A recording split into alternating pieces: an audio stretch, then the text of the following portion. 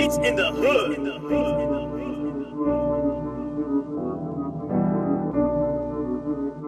Sing every single word to every. Like he was sitting there, and I was like, "Yo, Collab is really hip hop." I forget.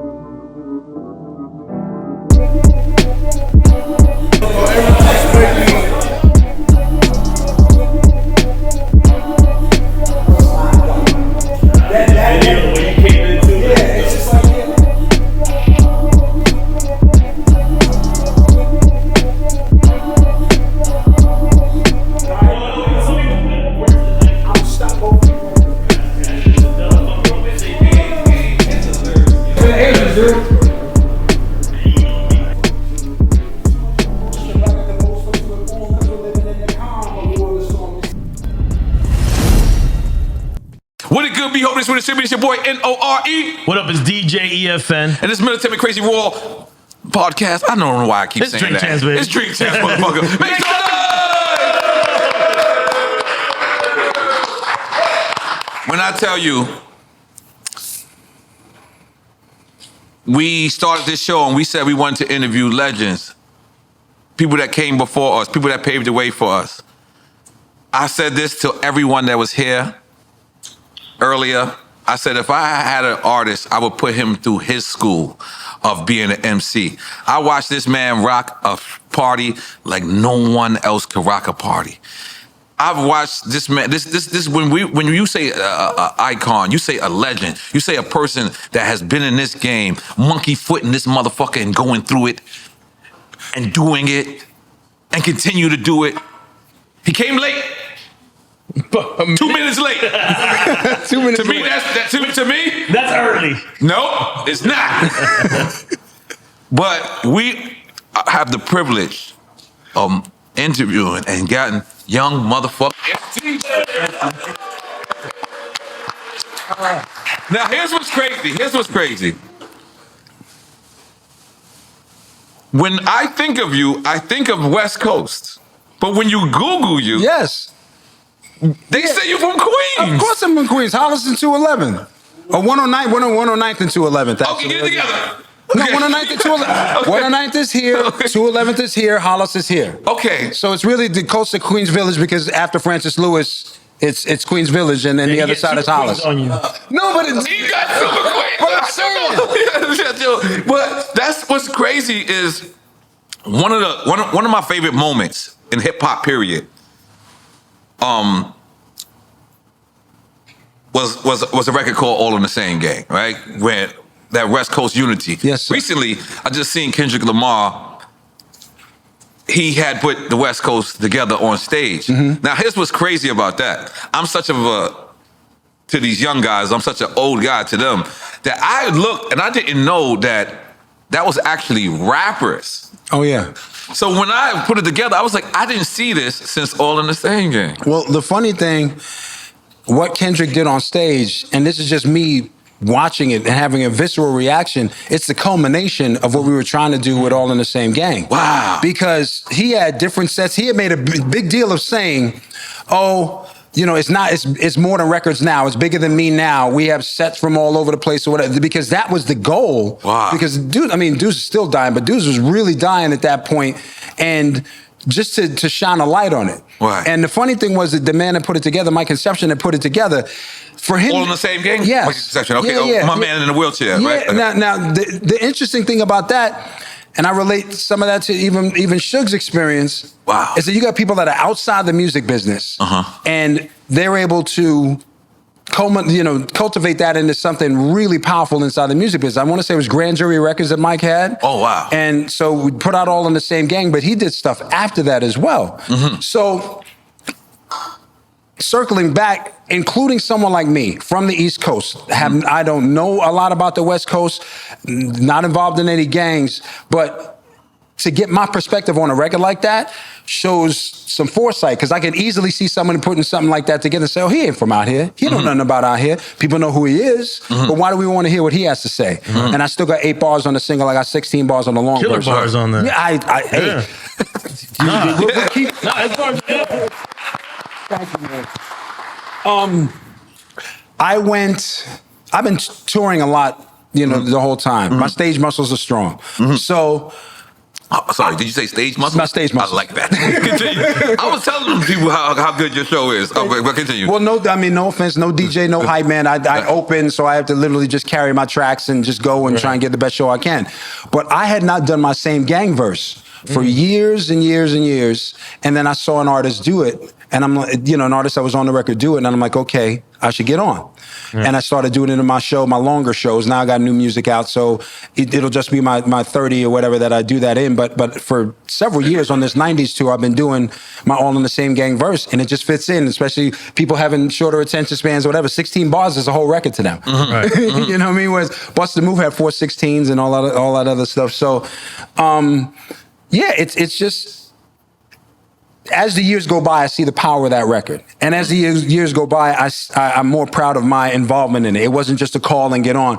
And to even go further, me and Tone are the only 2 people that were in both the Self-Destruction video and All in the Same Gang video. Yo, I did not notice that. You guys were in Self-Destruction in the video In itself? the video. Well, here's the thing. We both had multi-platinum records. I don't remember you guys in that video. They had a short scene with us in there. Interestingly enough, they wanted to put both of us behind a cell and had us saying the hook from behind the cell, and then somebody from back said, "No, we can't have them looking like that." So if there's a cut you've seen where I'm not in it or we're not in it, it may be because they took that out. Because that cell part was with Just Ice, I think. Was that verse? I don't even know, dude. I don't even. But the interesting thing is, this is a short period of time. I'm a New York kid. Yes, right. Went out to LA. Come back, and all my heroes are in the room. So I'm taking pictures, dude. I'm literally in where you should take Instagram pictures. back then? Please. I'm fucking with you. It's called Polaroids. Yeah, exactly. It's instant. We barely had CDs back then. Wow, like CDs were new on my Yeah, look, phone. I got your cassette. Yeah, right? It's on exactly. cassette. Exactly. So I'm there taking pictures like a fan, annoying people, whatever. I come out for Same Gang, and I'm a peer. They're like, all right, well, where do we need Young to be? Blah, blah, blah. Make sure his verse goes here. Dr. Dre producing me. It's a total different experience. Right. So I culminate that by saying, if I stayed in New York, no offense to New York, but if I stayed in New York, you never would have heard of me. Damn. I couldn't have wrote Wild Thing there. I couldn't have wrote. You're going too fast. But I want to. I mean, I'm sorry. But since we started with this record, I want to stay on here Yeah, a go second. ahead. Okay. Was there any awkwardness? Because think about the type of record it is. It's about LA culture. It's about actually territory in a sense. Yeah. And MCs could be territorial. Was there any awkwardness you not being, maybe from their perspective of the culture, being on that record talking about the culture? Okay. Pretty much everybody on that record I had played with. Everybody on that record I'd shared a stage with. Right. So even NWA, DOC, Cube. I mean, I knew Cube from NWA. I knew Pac from Digital. Right. Like, I'm knowing these people at the beginnings of their career, and I'm at the beginning of mine. It just turned out at the time that when Bust the Move hit, I'm got my penthouse in West Hollywood, and I'm just there. I'm not coming, Right. But I always got respected for what I did on the mic. So to answer your question, when I came on, they wanted to see not only my perspective, but how I would do it, and that I wasn't just mailing it in. Right. That it wasn't just like, oh, I'm Young MC, and I'm saying my name a bunch of times, I'm saying Bust the Move a bunch of times, and I'm showing how famous I am on this record. No, I saw brothers killing other brothers, because that's what I'm seeing. Is everybody recording together? No. Oh. Separately? See, you asked the good questions.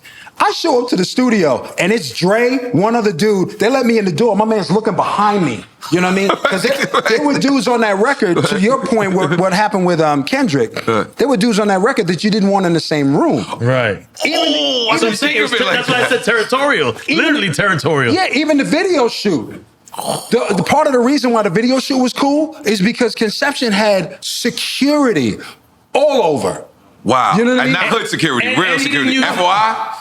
I don't know about FOI, but Okay. some of it was hood security. And remember, Okay. they used green and another color. They didn't use blue and red in the video. They used green and something else, and yellow, I think, or something. Probably because, dudes would get triggered by Right. seeing colors. Absolutely. I remember, I hate to even bring this up.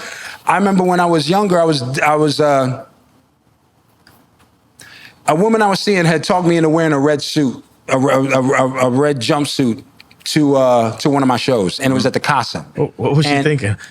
she wasn't thinking. And I don't know any better. So I'm literally getting ready to do my show and some shit breaks out and dudes are standing in front of me so they don't see my suit before I go on stage. And then from that experience and other experiences, I'm like, okay, you shouldn't wear this here, you shouldn't wear that there. I didn't know. I'm literally, my entrance to LA was on USC campus. So I'm only finding this out as I went on. Having said that, I know that dudes have been looking out for me, you know what I mean? And I want to give them a shout out. Just on GP.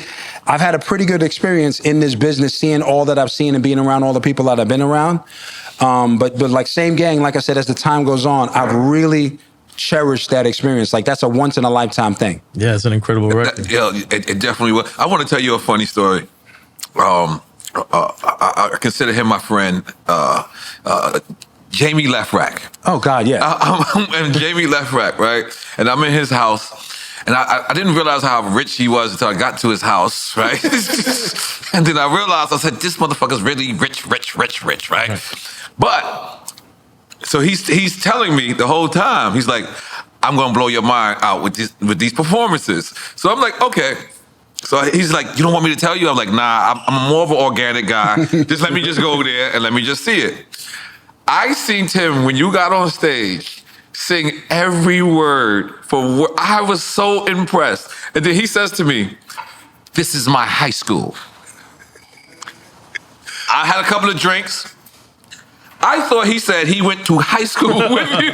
No. So I'm like, I've been running around saying, Jamie Lefrak and Young MC went to school together, motherfuckers. And what he was saying was, he was saying, this is my high school. This is my whole experience. And I thought that was so dope for me to see a person of that caliber fan out. And I'm gonna tell you who else was fanning out. I don't know if you seen it. You said hi to him, was DJ Khaled. DJ Khaled, when you got on stage, I was mad that DJ Khaled knew just as much as words I knew. I was like, man, you better stop it. But the whole lip sync battle. Do you understand that these kids nowadays, records go away? Oh yeah. It's a disposable. Oh yeah. And you have a record that's over 30 years? It's 35 years. 35 years. Yeah, 35. And they still... To me, I just watched you that day, and I've been to a couple of your shows. I snuck in a couple of times, and I just see that, and that's. If I was if a young artist was to come up to me right now, I would say this is who you should follow. This is how it should be, but then you got these people who got records right now. They just go away. When you hear records like that just go away. What do you think? It's the industry. I mean, it went from a physical product like you have, where you see a picture and you see liner notes and you see all these things that it's something that you own of the artist, to streaming and downloads and it's air. Right. You disconnected. Right. So what is the artist? What is the fan commitment, or what is the listener's commitment to the artist today? Right. 2 minutes so you can get the stream money, a minute and a half. And they listen to what? 70, 80, 100 songs a day. Right. So how do you expect them to commit to you enough to say, okay, I'm gonna come out to a show? Then the real money's in the shows. And then you got, but the shows aren't necessarily as important to the labels unless they have a 360 deal. So you got the artists, for whatever reason, not putting the emphasis on show performance as they should. Because the records become disposable. Who guested on it? Who did the track? Where's the sample from? It's like, for me, I'm looking at like every record I make, if it's the last song I ever make, I want it to be the best song I ever make. Every show that I do, for the most part, every show that I do, especially publicly, I want it to be the best show that I can physically do. Because I don't want somebody seeing it saying, oh, you know what I mean? My analogy is this: I got new music out. So I'm a 57-year-old rapper. That's right. The song out now is called Loose, fun parts following behind it. But I'm a 57-year-old rapper. I equate that to driving on the highway and you get into some traffic and you see that there's an accident on the side of the road and people are slowing down. They're slowing down to look over, see if they see a leg sticking out. That's how they look at a 57-year-old rapper's career. Because I would look at it like that. Like, what is he doing making records like that? But I've been on stage so much that I love it. I mean, I love it. The idea, it's the first time I've made music with the stage in mind. Like, how is this going to translate to the crowd? Like, meaning you made the record for the stage? Absolutely. Okay, that's deep. Absolutely. But usually you make the record saying, oh, well, what'll it do for radio, and what's the genre, and is it, you know, just all those things. And then you got to worry about the short attention span. So the set that I did probably is a 20-minute set, and I probably had 8 songs in it, you know, the one that you saw. Because it went from 3 verses to 2 verses on some, to 1 verse on some records where I'm just bang, bang, bang, bang, bang, so that if there's a record you don't like, just wait a minute. It'll be like Miami weather. Just wait a minute. It'll, you know, It'll change. That'll change to something that you like. So I went into making these new songs with that in mind. Like, okay, you know, 3/16s are out. So let's go 16, 12, 8. Let's go 16, you know, 16, 12, and then repeat something from the first verse. Just to reinforce things, but also then I know I can do the whole record on stage, as opposed to saying, okay, what verse am I going to cut out to do this on stage? So yeah, man, I mean, that if I was in any other business, I'd be behind a desk, CEO or C something O, knowing so much in my experience and all that. In this business, they want to dispose of you in your late 30s, to be honest. So I'm just looking at it in a different way, approaching it. But here's what's ill about your show. Like I said, I've been to others. I have a dilemma when it comes to me doing music. Like, my DJ literally has to go and look at the crowd, right? And my DJ has to say, okay, we're gonna be Latino tonight. Or we're gonna be, you know, we're gonna be hardcore. He has to look at the crowd. You are one of them artists that I don't think have to do that at all. Yeah, well, not from the stage. I try and do my do my homework before I get on stage. Right. But I have a little player that I use that, and it literally has about 30 to 40 different show versions and lengths in there.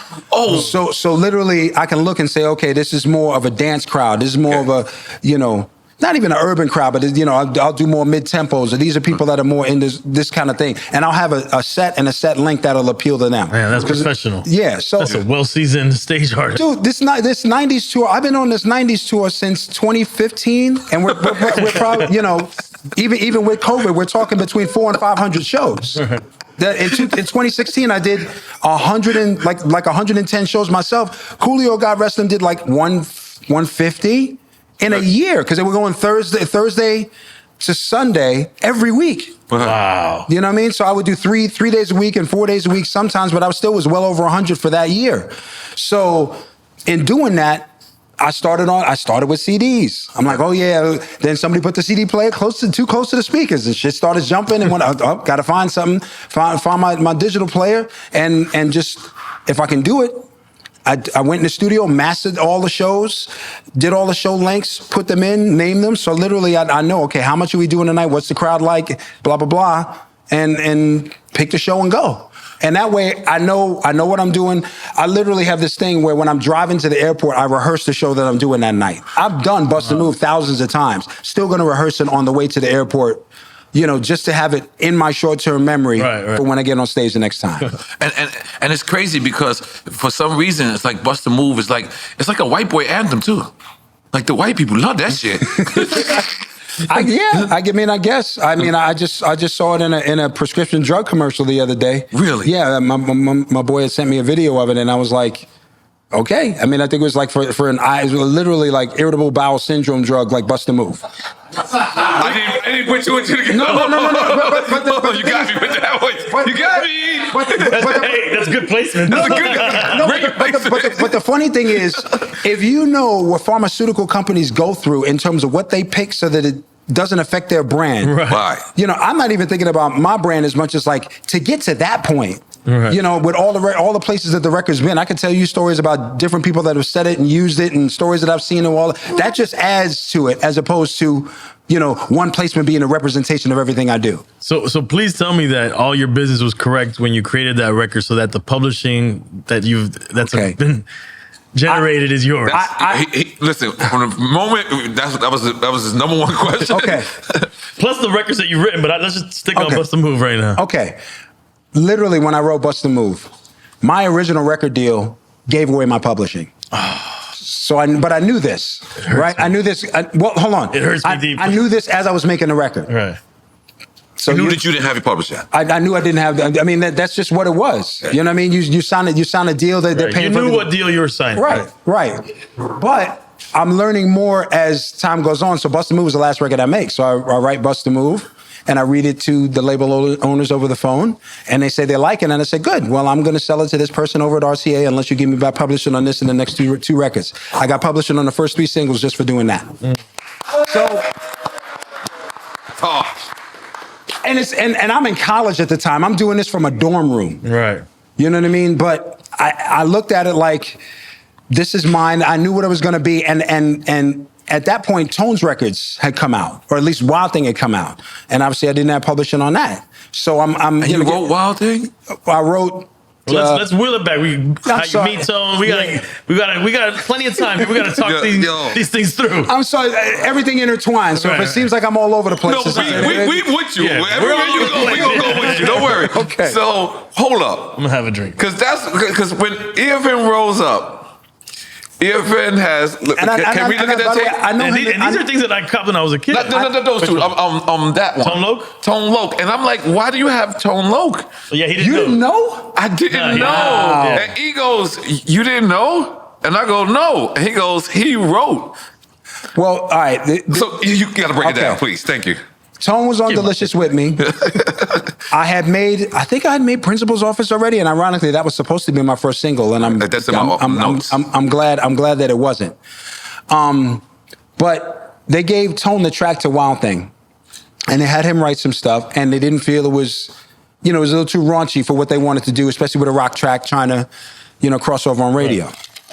So they come to me, and I am like, full-on New York MC, like, nobody writes for anybody else. What are you talking about? And especially because I've seen Wild Thing blow up. I'm like, when am I coming out? What do I gotta, you know what I mean? Or rather, no, because this is really in the writing of Wild Thing. I just felt that I was waiting a long time. Had you already written and recorded? No, Bust a Move was written and recorded after Wild Thing and Funky Cold Medina were not only made, but had come out. Okay. So that's why I'm confusing a little bit. But basically, I'm like, why am I waiting so long? I get signed in '87. My record doesn't drop, till almost 2 years later. You're at me, in '88. Know How barely come out. They just got on Island, and they want me to They want me to write for Tone. And this is Delicious Vinyl. This is Delicious. Yeah, this is Delicious Vinyl. So I say, okay. I said, fine. Give me a half hour. I'll give you a record. Literally. Talked to him on the phone. 35 minutes later, I gave him 4 verses. And 3 of the verses are verbatim in Wild Thing. Wow. Now, me and Tone have always been cool. But at the time, the label had told Tone that they had wrote it. Right? Because they felt that he wouldn't take it if he knew that I wrote it. The label said they wrote it? Uh-huh. Like literally the guys that own the label? Yeah. Yeah, they said that. Now, mind you, Wild. I mean, No pun intended. Yeah. I mean, the liner notes, all that isn't out, so he can't tell and see. So we spoke, and he, found out that I did it. He was cool with it. And once again, as years are going on, we see how incredible that relationship is and what we've meant to each other's lives, because he credits me, obviously, for writing some of his biggest hits, but I credit him for showing me the blueprint. Because if Bust a Move is coming out and there's no Wild Thing and no Funky Cold Medina, I don't know what the ceiling is. Right, because those are huge records. I get to be, at that point, I'm like, going in circles. When Wild Thing was finished, we hoped it would sell 50 to 100,000 records. He's like, he wanted to buy a car, and I wanted to pay off my student loans. That was literally the conversation that we Those are had. the goals. Yeah. Right. 4 million. 4 million singles. Now, mind you, 4 million singles to the point where the label's like, maybe we should stop pressing singles. Maybe we should start pressing albums. Yeah. Right? Mm-hmm. The only thing that could even come close to it was We Are the World. That was the only thing that was close to it. So that's Wild Thing. Bust a Move stayed on the Billboard 200 charts for 40 weeks. 40 weeks. Okay. Outlasted my second single, outlasted my third single. So it's like, when you have success like that, I would not trade that period from mid-'88 to mid-90, I would not trade that period for anybody else in the world in terms of the experience of what the impact we had on hip-hop, the music business. You know, my Grammy was the first televised Grammy. All of that stuff happening in that period of time, it's like, dude, I can't be mad or bitter about anything having experienced that. And when me and Tone get together and we talk, it's great, you know? And on that note, I'm gonna lead the conversation a little bit. Let's go. I gotta shout out Kyle Eustace. Okay. Because Kyle is a writer that knows effing really well and helped make this happen. But she did an interview with me and Tone where some of the stuff started coming out, and she gets stuff all online, and it was, shout out to her, man. It just really opened my eyes, because how I just throw the names around. These are my friends. These are my life experiences. But other people react because people, you know, people are legends. I don't consider myself a legend, but a lot of people are, you know, that I've been around are legends. One last thing, I'm gonna blow your mind. Guess who my first DJ was? Battle Cat. Oh shit. Battle Cat? Battle Cat. Oh, Battle wow. Cat. The Battle Cat. Wow. He was out with me, and then we couldn't find him. And from what I heard, I've not discussed this with him, but when I heard he got locked up, or there was something he got jammed up in, and 3 weeks went by and I had to hire somebody else. So I hired, I want to say at that time, Julio G, another mix master. Yeah. Right? Wait, Julio G from the radio Legend, station? yeah. Oh my God, this is my man. The mix masters, when we were coming out on Delicious, M-Walk, who's a mix master, that's Tone's DJ to this day. Right. And then Tony G, who's like the godfather of all of them, he was the DJ for the majority of the time. Right. You know what I mean? So, when Tony G, it was too much on the road for Tony G, so we literally had an audition. My man Eric, you know, won the audition. He was my DJ till I stopped having DJs. Wow. You know what I mean? But it goes back to that much. If you saw the shirt that I was wearing in here, it's the little bird record player. Like, that's how I look at that's how I look at it. Like, old school, it comes from the vinyl for me. It comes from, that's the essence. It doesn't come from instruments as much as it comes from. How did you meet Battle Cat? I mean, I want to say he was a mix master. So if I'm going to K-Day, right? You know, that's how you connect. Okay. They literally had a stable, a stable of the best DJs and the best known DJs in LA. And for a lot of these cats, it's the first time to really get out and travel. You know what I mean? To with all the places we're going. So yeah. Wow. Now, who is that on your shirt? Okay. This is an AI representation of me. Okay. On stage. I thought it was you and Kanye West had a baby. No. Okay. And this right here is Disco Teresa. This is my AI character. I know you guys have discussed AI. Yeah. So it's an AI character. It's like she's like the label mascot. She's on all my new records. So I'll picture like this. You got too deep. No, you went above our head. No. If you look at a label tag or a producer tag. You know, mustard on a beat hoe. You know, did you just say mustard on the beat hoe? Yeah. Okay. All right. Continue. Maybach music, all that. Yeah. Me, especially during COVID, have a lot of downtime. I'm like, okay, if you took this, first thing, I didn't even know like the Maybach music was actually a person. I thought it was a voice program like Sirius. Right. So I said, okay, if you took that and you fully animated it, where it was literally an element in the track that could answer you, what would that be like? Wow. So I created it on the audio side, and then we got a video that's pretty much all AI for Loose that creates it on the video side. And I literally, as the singles go on, I'm having an AI character kind of like co with me on the records. It's crazy. Yeah. When you hear it, it's dope. And I won't even lie. Like that's the thing that's motivating me to make records at this age. Because I can be like, whatever. Especially if you're doing the same thing over and over again. If I want to get through 316s, I'm like, I got to do something that's interesting. So for me, that's interesting. Disco Theory, Disco Teresa, all that. We had Will I Am on here, and he was describing this AI shit. And then he had his AI turn British on us. It was spooky.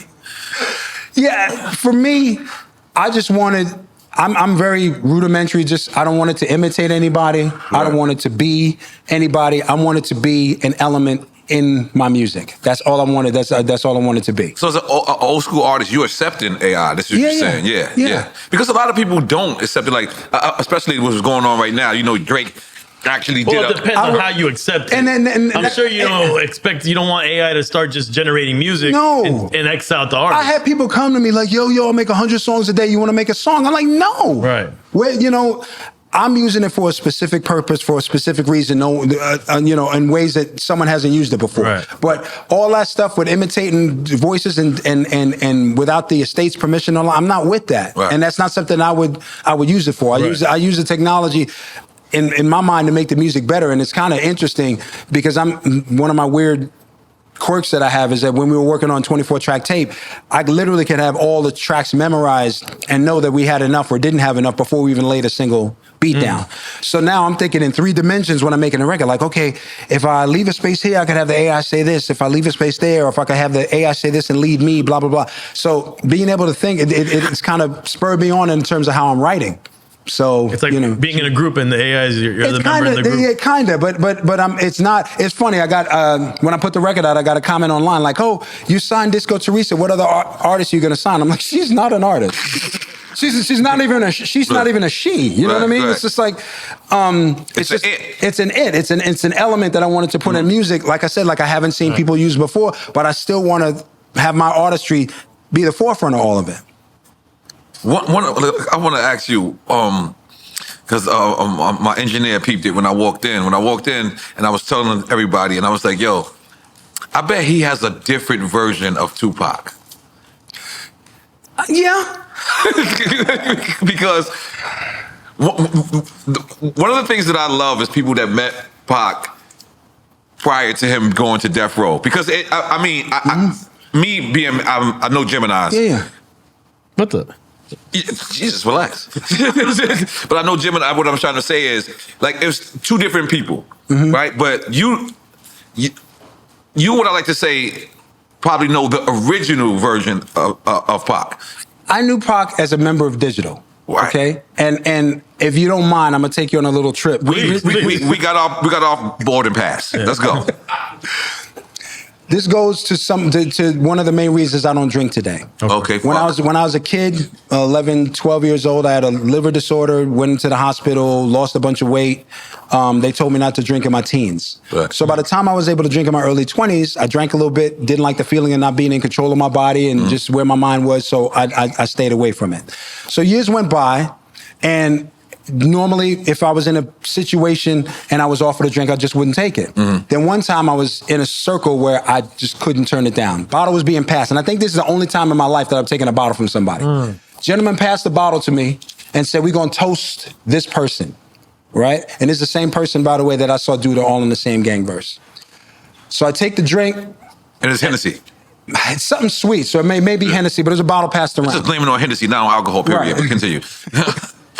The person who passed me the bottle was Shock G. Rest in peace. The person that I was toasting was Tupac. Wow. And that's probably 20 years ago, and that's the last drink that I've taken. So your last drink you ever had is with Shock G and Tupac? God damn it.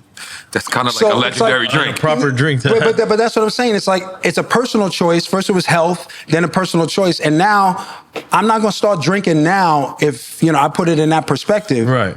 You know what I mean? And these, once again, my heart hurts, man. Knowing Tupac, I knew Tupac as a member of Digital. So Eli and Money B and, I knew him as a member there. He had told an interesting story, and because Tupac would, after his passing, it would come back to me. I was performing a newer record at an elementary school, and some kids had come up to me, and they said, "We saw Tupac, and we asked him about this new fast style of rhyming that we're hearing all over the radio." And he said, "It's cool. I like these artists. I like, those people. But Young MC created that style." Wow. And these are little kids coming and telling me this. So I was like, wow, man. It's like, I didn't know, because I wasn't terribly close to him. We didn't hang out, but I would see him at the shows, like I'd see other people. He was always cool. It was always cool. But you knew that there was something there when he could break free. Shock was a great guy. Artistically, he was dominating. So there was a lot that other artists in Digital, may have wanted to do, but the vision of Shock kind of controlled Digital, and it was very successful. Right. So when Tupac went and did his thing, I was like, yo, I've never been in a group, but I can only imagine having stuff in me that I can't get out in this group that I can get out on my own. So my whole vision of Tupac was his ability to express himself, musically, politically, all those things, and to see that come to fruition. From someone that I knew that was in the group. Did you guys interact after he broke free from digital? And like, how were those interactions? I mean, when I saw him, it was cool. I think I'd seen him with Sugar a couple of times, and it was always cool. It was always love. I'm like Switzerland, dude. I just you seem like Switzerland. Yes, no, you got no drama. Well, no drama, and also my aggression is on the mic. So like anybody can say whatever they want about me, but they'll never, at least honestly, question what I do on a microphone, even in my 50s. Right. So like that's always been my approach. I could have done something else. I have a college degree. Right. I easily could have done something else, but I have not only a love for this, but I know I'm good at this. Right. So one of the big things, when I first came out to LA, there were other guys that came from New York and they get up on stage, New York this, New York that. And I'm thinking, these people are paying. Right. These people, they want to big up their own place. This is before LA hip hop got really big. This is in the, Toddy T, Ice-T, Bataram. This is when people go on stage and say, it's Brooklyn in the house, and everybody go crazy. Yeah. Like King T was probably around. Yeah. So this is 87. Right. And my thing was, these people accepted me. So I'm not going to go up here and say what my neighborhood's from. I'm not in my neighborhood right now. I'm in LA. Right. So part of the reason I think I got accepted for, being part of All in the Same Gang, because they knew that if I was going to claim anywhere, I was going to claim LA. Right. You know what I mean? Even if I wasn't in the streets and wasn't doing any thug shit or whatever, I would. If you said, just like you thought, I'm West Coast artist. People, I never get up and say, yo, I'm from the East Coast. It's not, I'll tell people what my background is, but I'm not going to bang the table and disrespect the place that's basically, created my career. Right. If I stayed in New York, you never would have heard of me. Just wouldn't have. You know how New York is. Yes, I do. The older dude, I would do block parties and I'd try and break into a new cadence and like, no, you don't rhyme like that. You got to rhyme just like this. It's like, come on, man. And I'm coming up at a time where you literally have all of hip hop. If you take a subway map and just extend the right side out to Long Island, every artist you know is on that subway map. That's how I grew up. Was there anybody on Self-Destruction that wasn't from New York? I don't think so. No. Or from the tri-state area? If they were, they didn't claim it. But on Same Gang, you and Def Jeff that I could think of. Yeah, Def Jeff's in New York, yeah. Because he's not, he wasn't from LA. Yeah. Really? Yeah. I didn't peep that neither. But see, that to me, that's the brilliance of conception. And he was like, I want everybody on there. I want all these viewpoints, so that anybody who's listening who isn't familiar can have something to hold on to or something that they can identify with in terms of a path of looking at it. So I'm in front of the, most lily white crowds in the last, couple of years doing Same Gang, and I got to do Same Gang. And then I'll be some places and people pull me to the side. Yo, I'm glad you did that verse. We don't hear that record too often. So it's like, yeah. Good. And I was gonna say, did you ever feel, because it seemed like the era that you're coming out in, this is kind of like the beginning of what some people might say is the golden era. Late 80s going into the 90s, right? I would say most people would say that's the All right. No, because some people put it more into the 90s. I'm going to stop both of you right there. Okay. No offense. Okay, yeah, no problem. The golden era, what someone considers a golden era depends on where they're from. True. If you're in New York, your golden era starts earlier. If you're in the West, it starts a little later. If you're in the South, it starts even later than that. I'm in the South. Damn, I didn't be. I'm in the South, but you can't be in the South saying that your golden era started in 85. You can't. No, not mine. For no, me. No, not you personally. I'm just saying a person in the South is not going to say that their golden era started in 85, 86. Whereas if you're in New York and Run DMC is out, that could be part of your golden era. That's part of your golden era. But if you're from the South, it's probably starts with Uncle Luke, right? But I don't think it should be regional. I think if you're talking about the consensus of hip hop, a lot of people put it like 88 to like 93, 94, or something like that. If you're putting it within 10 years. I guess, but it's influenced by regions. So you go earlier than 88 from East Coast. You go later than 93 from the South and from the West. That's my point, is that people throw around this term golden era, and that is a regional, I honestly think that's a regional distinction. That's not something you can say all of hip-hop, because all of hip-hop has been regional. It's becoming less regional now, but during then, no internet, it was regional. Well, it depends, because you could have been only looking at hip-hop through the scope of what you got, which mainly was coming out of New York at the time. Yeah. So a regional artist outside of New York is not going to say, when Eric B. as president came out, that I consider that the golden era. No, what Eric B. as president influenced in that region, that's where their golden era starts. Okay. That's what I think. That's a great point. I think it could be debatable. I think it can be debatable, but I can see where he's coming from. I understand where you're coming from. But my point being is that and again, this might be debatable as well, because I'm young at the time, but the perspective was that diehard hip hop heads looked at anybody that went commercially, on the radio as like selling out. The Hammer thing. Did you get any of that backlash that Hammer got? I got some of it. And to even go before, Tone came before me, and I remember people saying that Tone sounded like a broke Rakim. I remember that, and this is before. Wow. This is before. That's crazy. And that's my man, dude. That's like, but he's like blood to me. So I'm hearing that, and I'm like, but this is before he sells 4 million records. And he wasn't broke after that 4 million. Not only that, but I have a saying: usually people that talk shit ain't done shit. I want to make some noise for that saying. So, yeah. So a lot of the stuff I would hear wouldn't be coming from artists. Right. Like there could be an artist whose music I don't like. I'm not going to say something to disrespect him because I know the struggle. Mm-hmm. So seeing someone sell as many records as Tone did, and seeing what other artists from other regions, when records were coming up after mine, I wasn't hating on it saying it wasn't me. I'm like, good for hip hop. Mm-hmm. The day after I won my Grammy, I wake up in the morning, I got to come down and do press. I'm literally still wearing a suit jacket. I come in front of this British reporter, I think she was of Indian descent, and she looks at me, she says, "Oh, I'm surprised you don't have your Grammy around your neck on a chain." I love your impression, by the way. Thank He's not an impression. He's by way of London. Show off for Dre. He's like you. By way of London, Jamaican as well. That's why they keep calling you your cousin. The island is so small, it could be. You know what I mean? But the thing is, I'm coming down and I'm trying to represent, and I get that.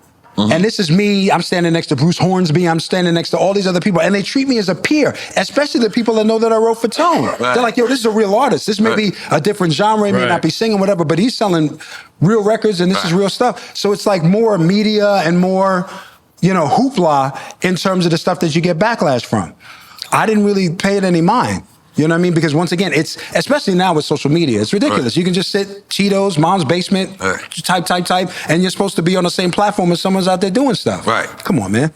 Now, because you came from the era where people were still calling hip hop a fad. People were still saying that. I remember the Biggie Smalls line. Did you ever hear that hip hop will make it this far? And it's like, I noticed it's a cliche type of thing, but you now got to see it turn into business. Yeah. Like it went from being about true school to now it's all about money. Everyone wants to be, be rich or whatever, but now it's a business. Did you ever think that hip hop would turn into like a business and less about the culture? I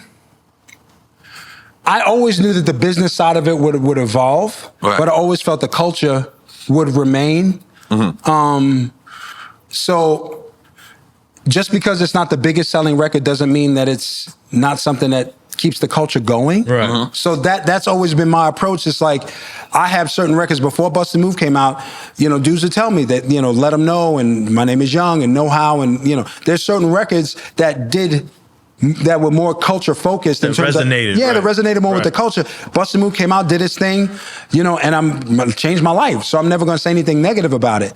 But I try and make a point of showing that I took part in the development of the culture, especially of West Coast hip hop. Right.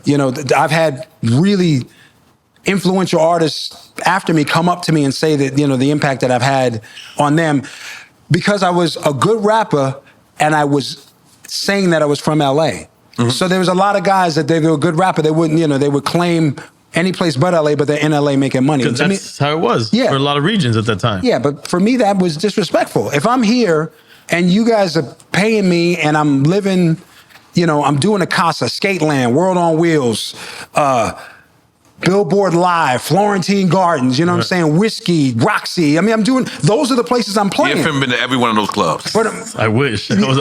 I was too young at that time. But that's what I'm saying. Those are the places that I kind of cut my teeth.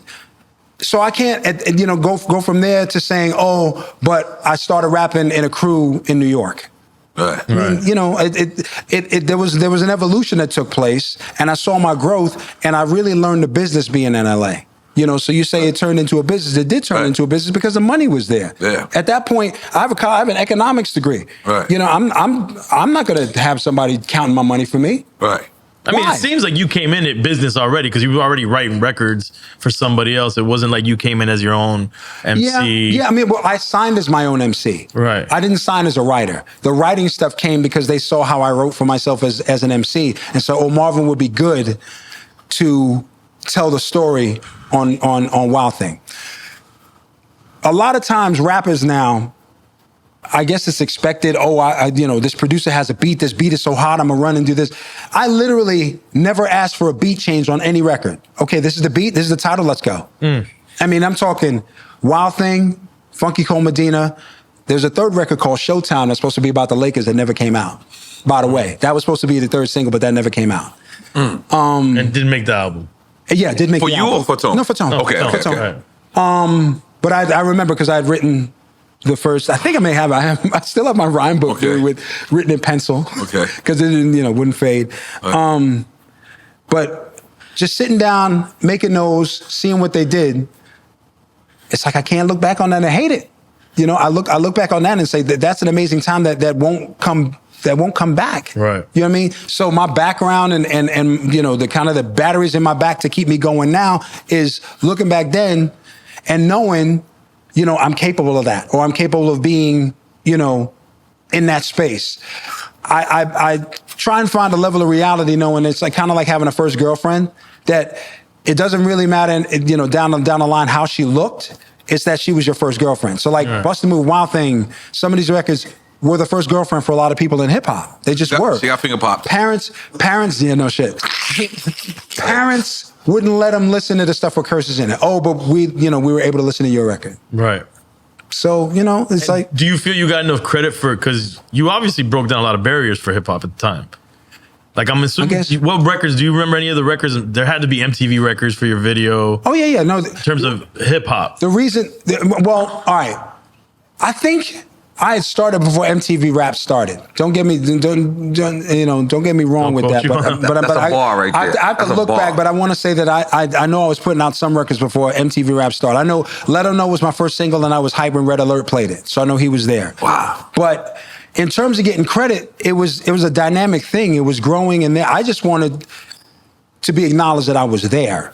You know what I mean? Like, whatever credit I'm gonna get, like history is told by the winners. You know what I mean? So and people, I saw your interview with DOC and with other folks, the Dog Pound, and a lot of the stuff they're talking about, I know. A lot of the people they're talking about, I know. So I'm happy knowing that I was there. And if my name ever comes up, then I'm hoping something positive will be said. But I was there, and I felt that I gave a good contribution to it. Oh, yeah. Well, our show is about giving people flowers while they're alive, while they can smell them, or their trees where they can inhale them, their thoughts while they can think them, and their drinks while they can drink them.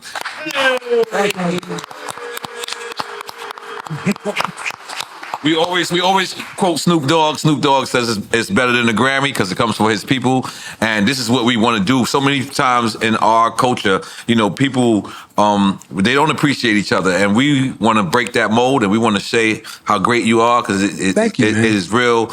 It's really an honor to honor you. Thank you, man. Well, I would say I was hard, right? To honor you. So we wanted to do this so bad. I will say that I've won a Grammy, Right. But on a lot of levels, I'll appreciate this more. Yeah. Okay, my bad. It's all right.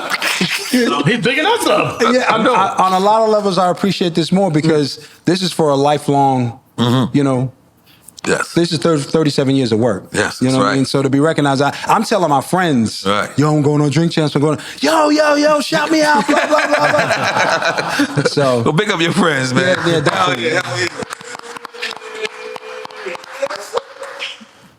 I think it's time for Quick Time Slime. Let's go. All right. Now, you're not drinking, but we're going to give you the honor Get a designated drink. of having a designated drinker. So you can actually look at probably anybody in the audience. He's always the designated drinker, Sonny D. The dude that But this is...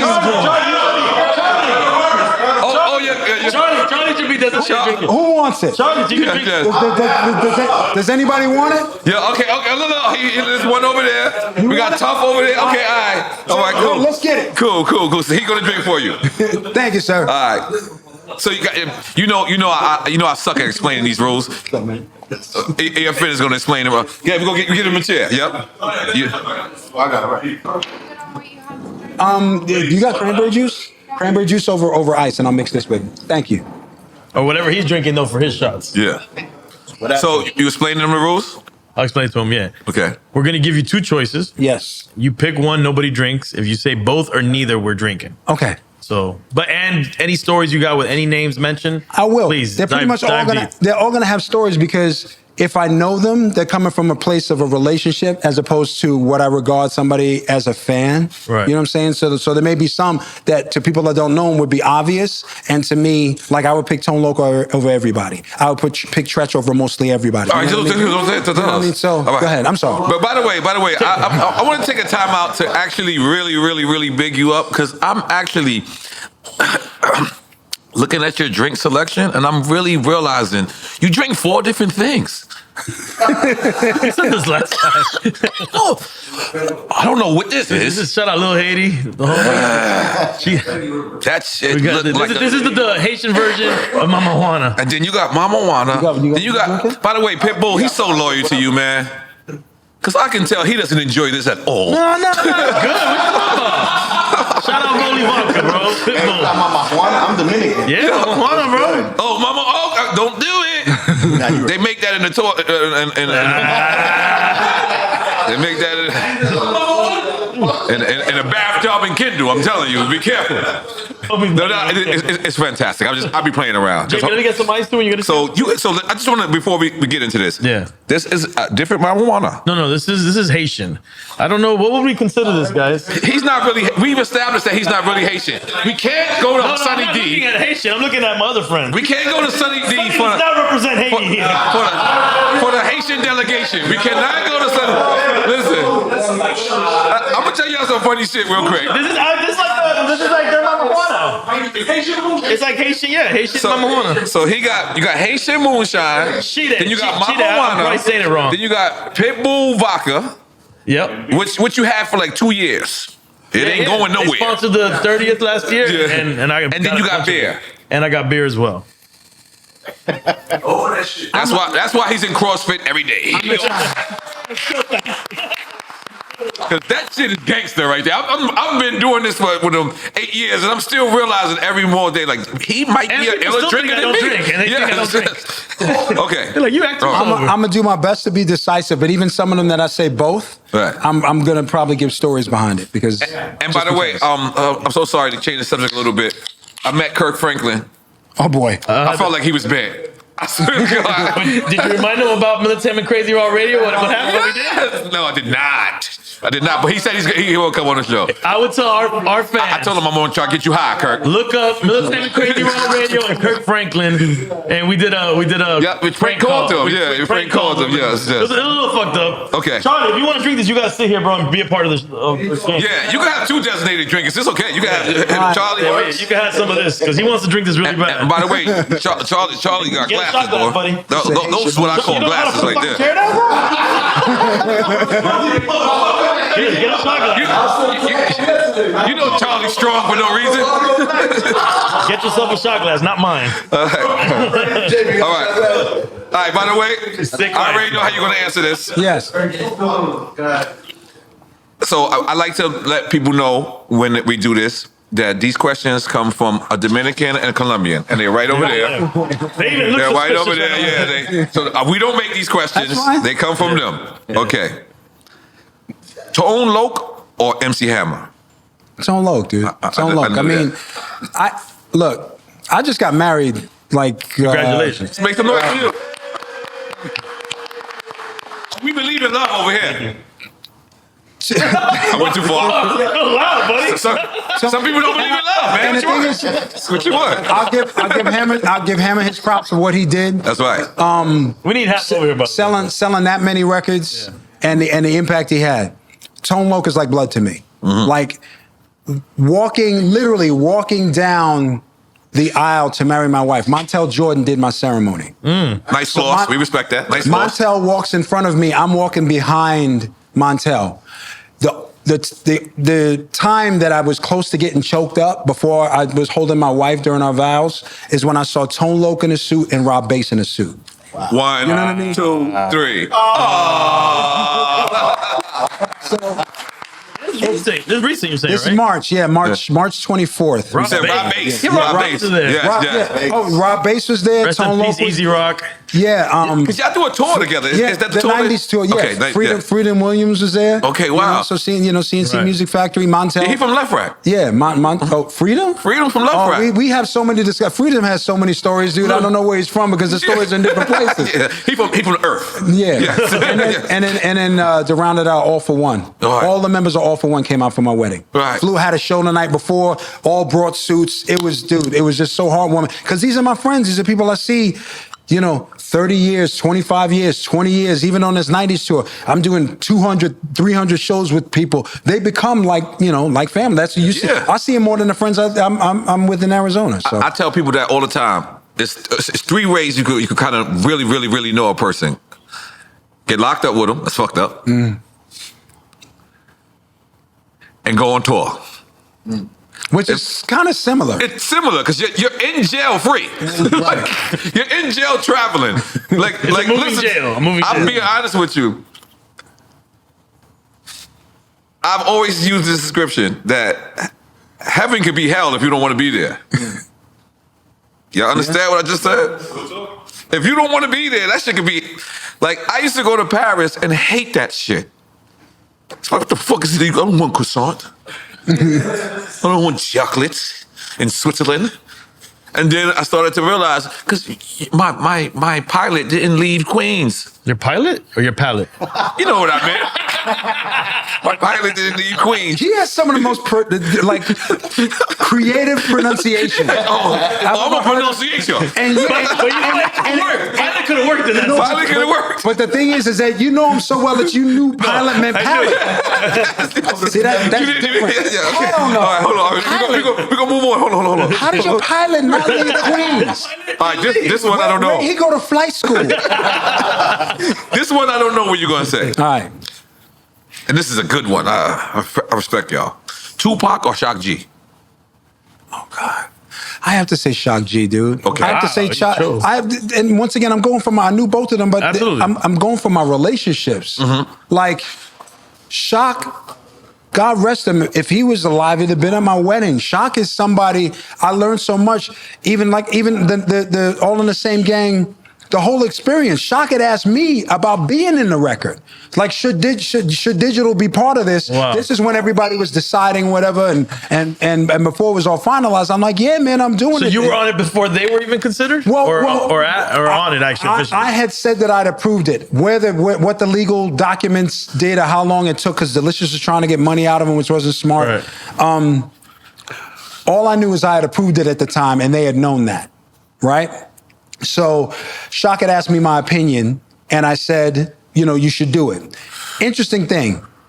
Before he passed, we had a discussion. I had done a Pepsi commercial and a Taco Bell commercial. And, oh God, I think for both of them, I want to say maybe I got 200 grand, something like that, for both commercials together. They come to Shock, and they offer him more than that. But he had heard in rumors that I got $1 million for those 2 commercials. So I'm not sure. Great rumor. All right.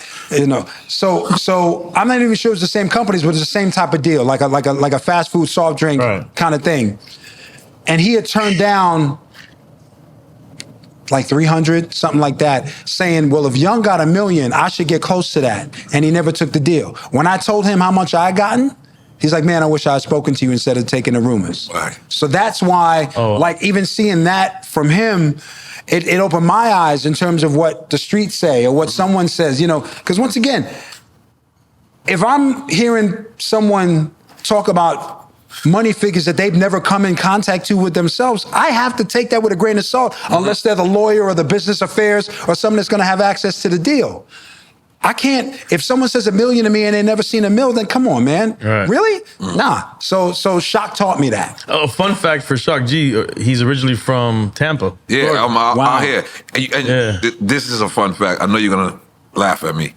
I really didn't know that was the same person.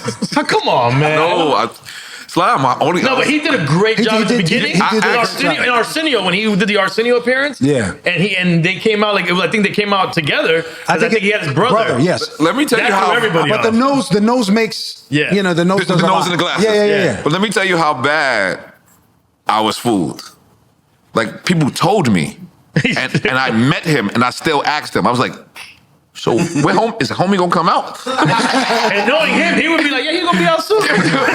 No, He's staying in character. He literally looked at me and was like, yo, Norby, you know that's a joke, right? Like, it's like the same person. And I was just like, You still didn't believe him. I really didn't. So that's a fun fact for me. All right, let's move on. DOC or MC Ren? Oh, man. I have to say DOC.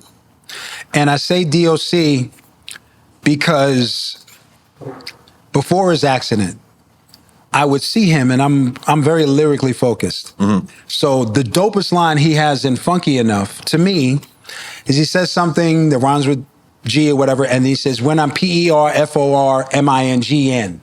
Right? So first time I saw him, or one of the times I saw him after the record came out, I said PERFORMINGN. And DOC looks at me and says, you're the only person that got that. Yeah, I still don't get it. What the fuck is he talking about? He spelled. His pilot never left. Yeah, right? His pilot was in Queens. He spelled performing. Yeah. I mean, and that's a 10-letter word that he fits into a line. And ironically, this is once again with how much of a lyric nerd I am. It's all one syllable, so you can get away with it. Right. But 10-letter word he spells out in a rhyme, and it just sounds like, because he does that. So they just think that it's more babbling. I'm like, no, he spelled performing right there. Right. And I gave him props for it. And he's like, you're the only person that got that. Then I saw him, with the accident. It broke probably my heart. still the only nigga that got that. And I opened for him and Snoop a couple of years ago. I opened for Snoop and he was there. Right. And it was my profile before my wedding picture. Actually, my profile picture on my Facebook was me, DOC, and Snoop.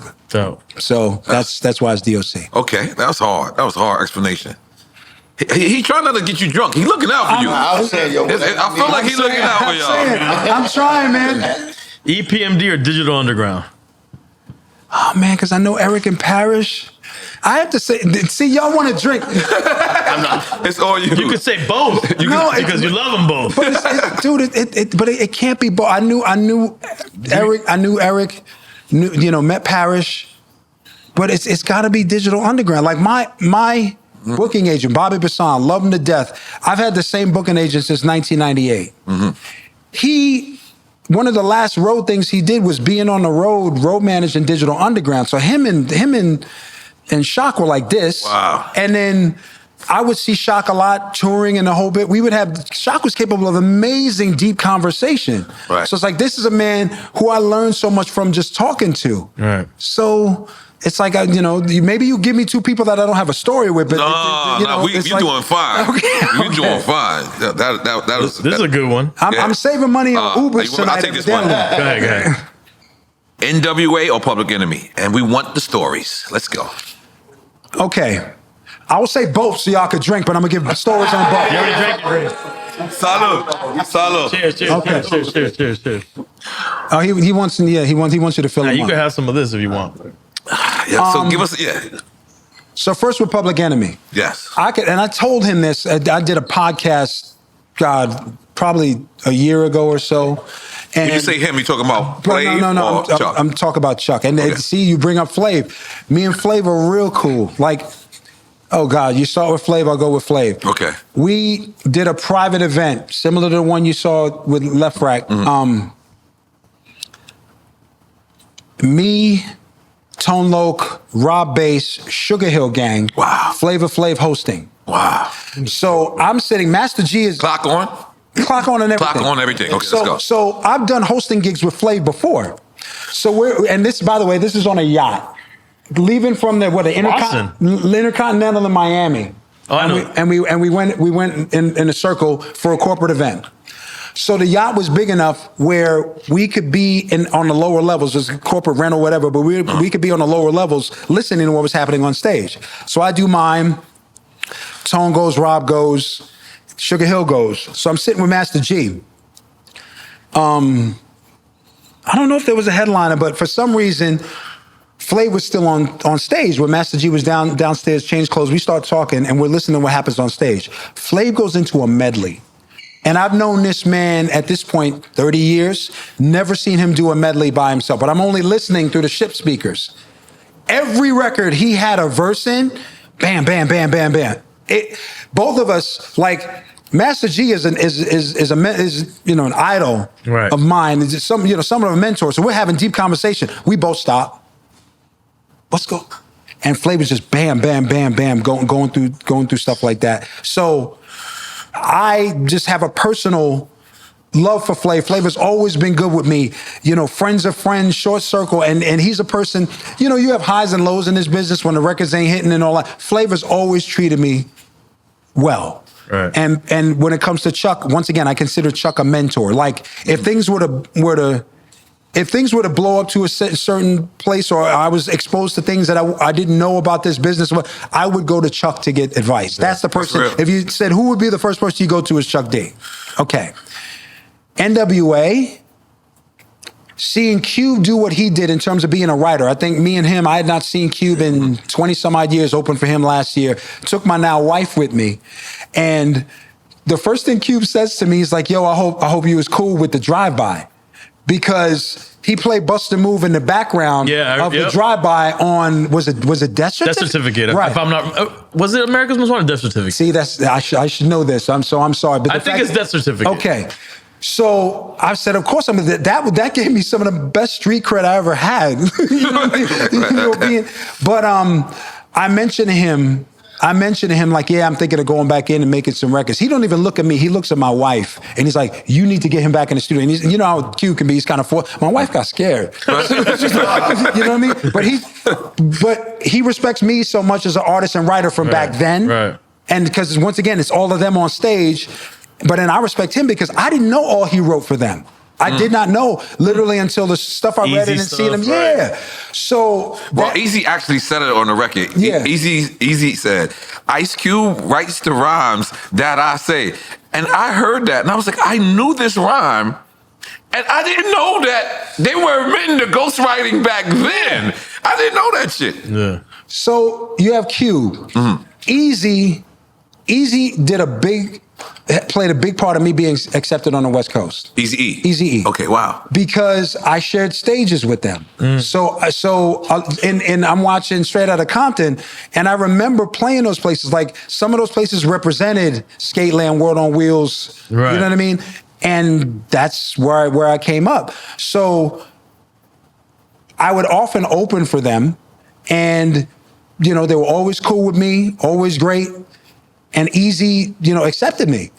And Delicious and Ruthless were kind of parallel, at least for a minute. And they had to acknowledge what we were doing on the pop side, and then we had to acknowledge what they were doing on the gangster side. Right. But it was all LA. And I'm coming from a point where people were saying LA rappers were whack and all that other shit, and I just wasn't hearing it. Like, I'm not gonna go up here and change my style or try and sound a certain way so that I can fit into what you think an LA rapper is. Like, no, I'm from LA and I rhyme like this. And I think Easy appreciated that. And I think Cube appreciated that. So you take those two just in terms of being frontmen, and then, Ren and Yella in terms of what they represented for the group, and then Dre has changed the music of this. Yep. From everything from his production to what, to Death Row, to the stuff with Interscope. Yeah, the economics of the economics, the Beats by Dre. Come on, man. It's like, I just wanted to see y'all drink. I would have picked NWA, but you know what I'm saying? It's like. Well, it leads me to my next question. Yeah.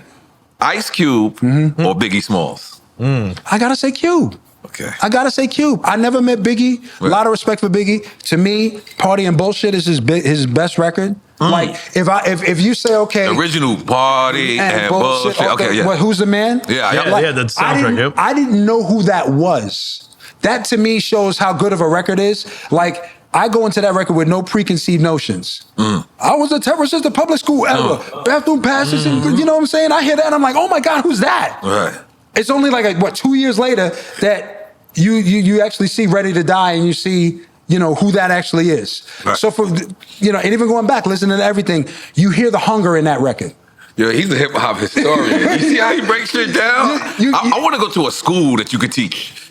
Like you got to be a teacher. Build it. Damn it, my bad. Build it, he will come. Build it, get a check. I literally, Was it the way you Museum talk, in New I can York, literally definitely. just speak to you all day because, and the knowledge. Thank you, man. The knowledge, that's real impressive to me. And, But to finish the question, my bad. it was what? Ice Cube Or Biggie. I just made that up. It's not even in the notes. Because he likes to keep that one going. Yeah, exactly. But Ice Cube is just another level. Not only on a personal level, what I saw him do with NWA, sharing those stages, all the shit that they went through, what he was able to do as a solo artist, what he's been able to do as a businessman, and that's my friend, dude. Like I consider Ice Cube a friend, Right. and just to be, I hadn't seen him. Like when Bust the Move happened, I left. I'm not doing the hood places anymore. I'm not coming back each record. I'm a pop artist at that point. Okay. Got the penthouse in West Hollywood. That's what's happening. But I always had love for it. So when I see him, I'm like, okay, I hope he ain't salty, but the fact that I haven't been around or whatever. And he asked me about the drive-by. So I'm like, okay, he's feeling some of what I'm feeling, that we haven't been around each other. Coolio, God rest him. After I had opened for Cube, we get to talking, and he said he had never shared a stage with Cube, or at least hadn't in 20 years. Right. I'm like, how does that happen? Different agencies, different approaches. You have a record that crosses over pop. Cube hadn't toured for a while. Also, some of the harder shit was harder. It was more difficult to get on stage in front of people. Now he can tour, headline, do whatever he wants. So seeing that, and just the conversations we had, it makes the two times come together. Like it doesn't feel like there was a gap. Okay. You know what I mean? So that's how I feel about Q. So let me ask you. Yes, sir.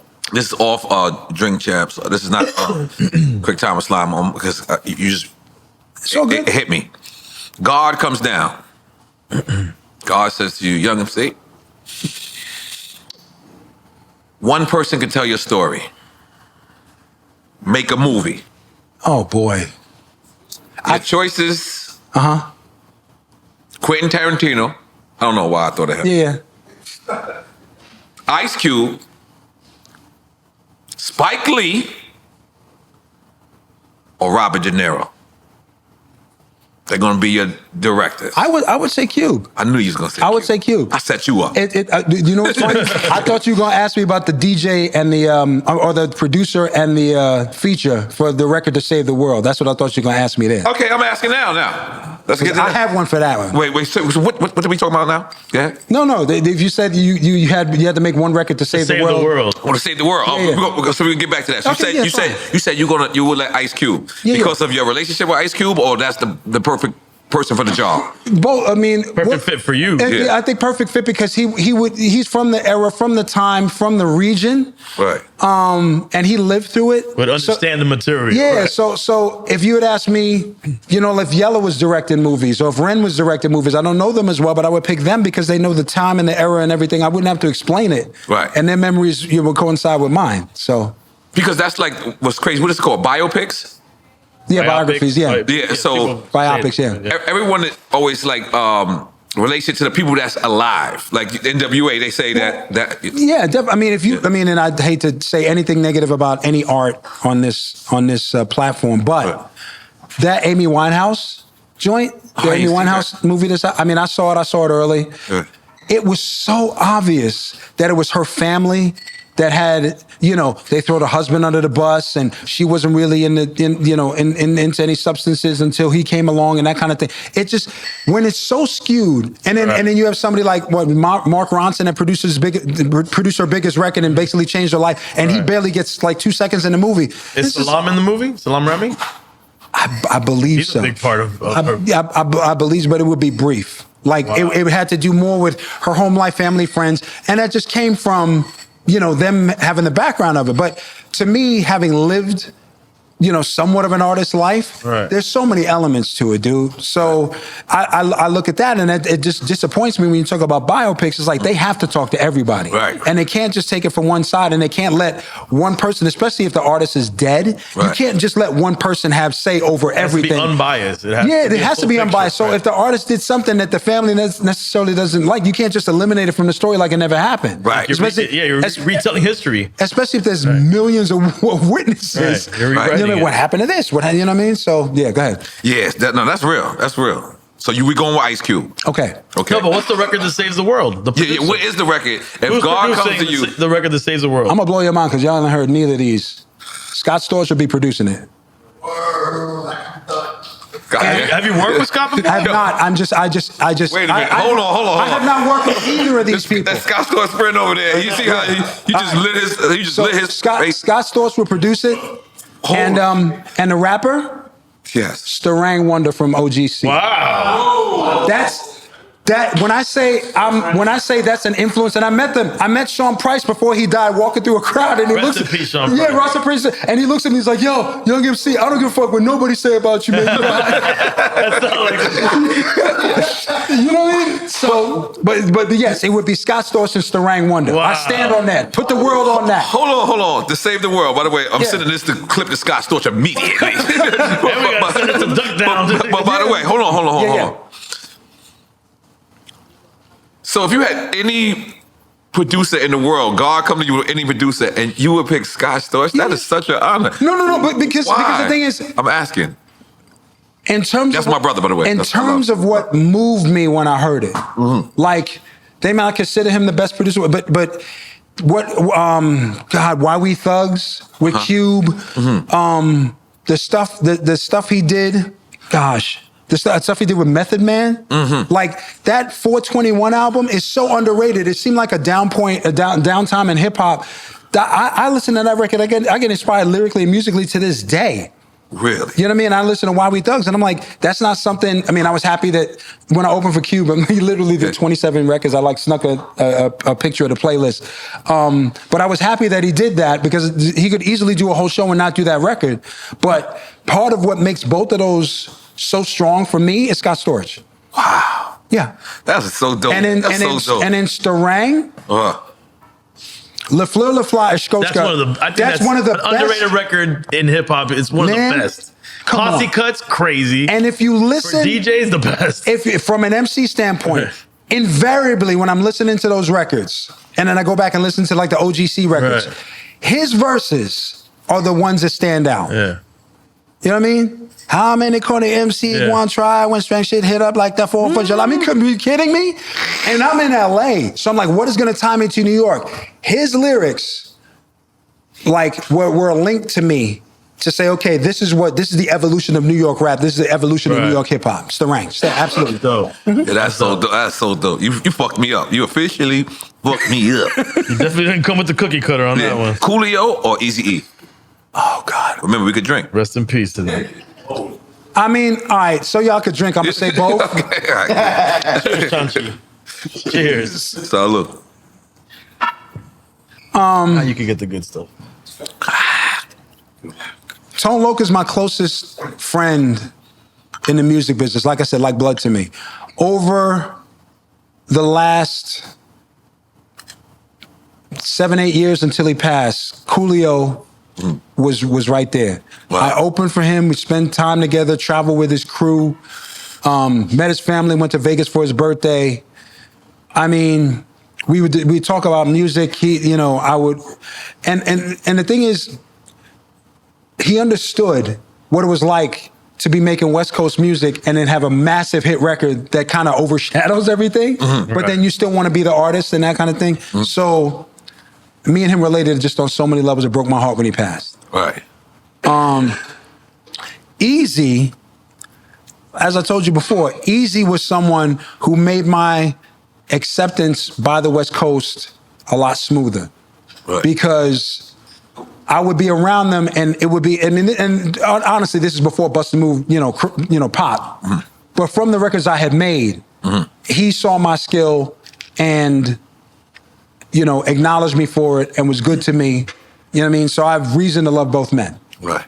Would you have wrote for Easy if you'd asked him? Oh yeah, absolutely. Okay. I wouldn't. I'm not gonna say no at that point. But what if he would ask you to write like a drive-by record, like a gangster record? Well, there's only so much. I mean, look, it's funny because I looked over all my albums, and the album that I kind of went furthest away from myself is my '93 What's the Flavor album. Okay. Ali Shaheed Muhammad produced some, but the single was one that I produced. But they had me wearing they had me wearing fatigues and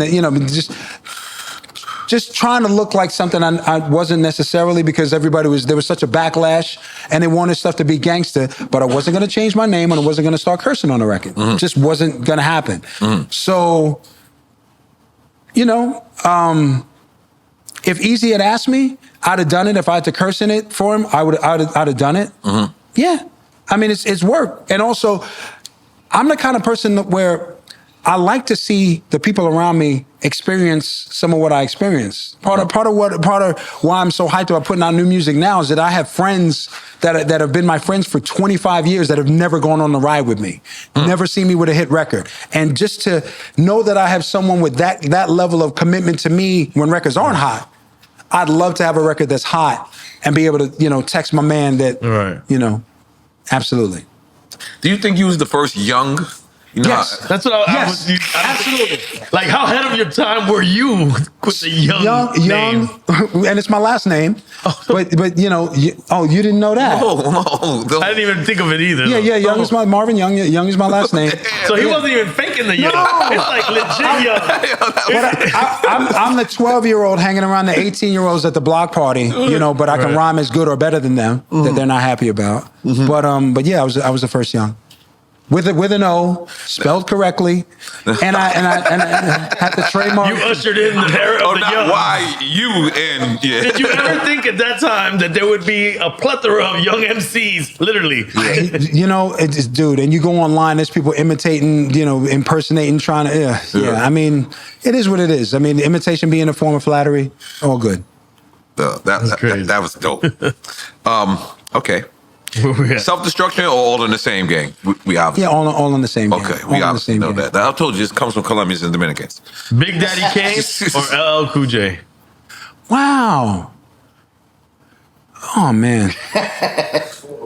All right, both. Y'all can drink. Yeah, we got our shots lined up. Cheers. Salud. Me and Kane... It's funny because when Know How came out, I know me and Kane had a discussion because he had what was the fast one he had? I Get Raw or Warm It Up. Raw is one of them. Raw is one of them. Yeah. So we had a discussion about fastest rapping and stuff like that, and I've always respected him, and I was a fan of his before I came out. LL, to see what that record did from radio on, what has done as an actor, Rock the Bells, all that. It's impressive, dude. It's just really impressive. So on both levels, I would give both of them their flowers. Ah, that's dope. You got the next one? De La Soul or A Tribe Called Quest? Oh man, I love Pasta News, dude, but I gotta say Tribe. Ali produced the record on me. Q-Tip has always been good. Fife, and I get so inspired. There's no record that moves me like Check the Rhyme. No record. Check the Rhyme, yeah. Oh God, yeah. No record that moves me like that. Heavy D or Chubb Rock? I would say Heavy D. I would say I had done a few shows with Heavy D, and I still remember when not only when he passed, but if you remember, his dancer passed on tour. And that was heartbreaking for all of us that were doing, because we were all doing it at the same time. But to see what he did, how the records crossed, he's really one of the first to have rap records that consistently cross into urban radio. So they wouldn't go all the way pop, but you see the R&B stations playing a lot of Heavy D. Yeah. So that was a big deal. Because once again, it just kind of spread the scope of where hip hop could go. That's real. You got this? Yeah, I got to ask this one because it's gonna hurt. Group chat. LA or New York? Oh no, I know you ain't gonna like this. I already know I'm not gonna like it. He made his chops. I gotta say LA. You gotta say LA. I respect that. It's been the last 10 to 15 years. But like I said, if I stayed in New York, you wouldn't have heard of me. Right. You being a New York MC, if you're around a lot of older New York MCs, they don't want to hear about you having a new style. Yeah. They don't want to hear about you having a new. It just was like, we own all this, blah, blah, blah. LA, There's so many New York artists that get put on from other places. Yes. So I understand. Because like it's not a big area, so you can easily have someone that's in control of a whole lot. There's a lot of gatekeepers, Right. Where there wasn't that much of a gate to keep in LA. There were a couple artists that were out, but I played all these places and opened up for all these acts, and especially the ability to cross over. You know what I mean? There was no resentment in LA. If I crossed over from New York, there would have been resentment. That's interesting that you say it that way. So that's how EFN feels. That whole thing that I said about in hip hop, they would have frowned upon someone going commercial. You in LA or the West Coast, you weren't going to feel that. Where did they make commercials, dude? Where did they make commercials? They make more commercials in LA. Oh.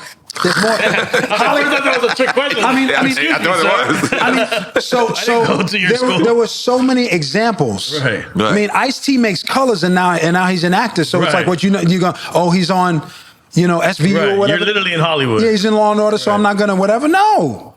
Whereas New York, at least. Now, once again, this is my experience as a child, not being able to get into clubs, and you know what I mean? Right. So it's a little bit different. I wasn't able to get indoors. But just from what I had seen and what I was able to access when I got to LA, yeah, it's just different in LA. So big up LA. It's okay. It's okay. Thanks, buddy. It's okay. Yeah, you got this one. I got it. Go ahead. Gangstar or Nice and Smooth? And whatever stories you want to say. I would say Gangstar. Oh, yeah? Yeah. Premier? Premier is a producer, Guru. You know what I'm Rest in saying? peace, Guru. Yeah, rest in peace, Guru. But Guru is an MC. Just how groundbreaking it was in terms of going over like straight samples and hip hop. Like Gangstar made anthems. Like Nice and Smooth has some good records. I won't lie. But Gangstar, to me, at least in my experience, I saw anthems. Several coming out of Gangstar. Nice and Smooth has one of the best rhymes I ever think I heard in hip hop. Well, collaborative. Anybody want to Nice ask and me? Smooth with Gangstar. Anybody want to ask me? Go ahead. Yeah, what is what's it? the rhyme? It's that no matter how many times the ball bounces, there's still no bones in ice cream. I love that. Are you sure that's the rhyme? You never heard that? No matter how many times the ball bounces, there's still no bones in ice cream. Well, why would he make that up? You can't. You can't. Well, I mean, the pilot might not have left. No. Yo, I swear to God, when I heard it on my Pilot and Queen's iPod. That line is always like the dopest shit to me because I still don't know technically what it means. Right. Okay, yeah, I want the lady to bring the drink, yes. Eh? Okay, I'm going to the next one. Fresh Prince. Well, Jazzy Jeff and the Fresh Prince, Rob Bass, and Easy Rock. Oh, man. I have to say Rob Bass and Easy Rock. I know you grabbing the drink, but I can't. No, that's cool. I mean, I've done hundreds of shows. It Takes Two is probably one of the most iconic hip hop records. Here's the thing. On some levels, some people were saying that Bust a Move was based on It Takes Two. There wasn't a lady singing in a hook until It Takes Two, and that came out before Bust a Move. You know what I mean? Now, I know the difference of it. It's a different style, but in terms of single rapper, rapping over a breakbeat, somewhat melodic female singing. I can see it. Over 110 beats a minute. There wasn't that much of that then. If you're talking 88, 89. So there was definitely some influence. It's just straight feel-good record. Yeah. Well, that's what it is. And just to go off on a little tangent, when people talk about keeping it real, if I was to change my name, start cursing in records, whatever, that wouldn't be keeping it real to me. I have 37 years. I'm not cussing in records, making feel-good party records, whatever. That's my real. You and Rakim.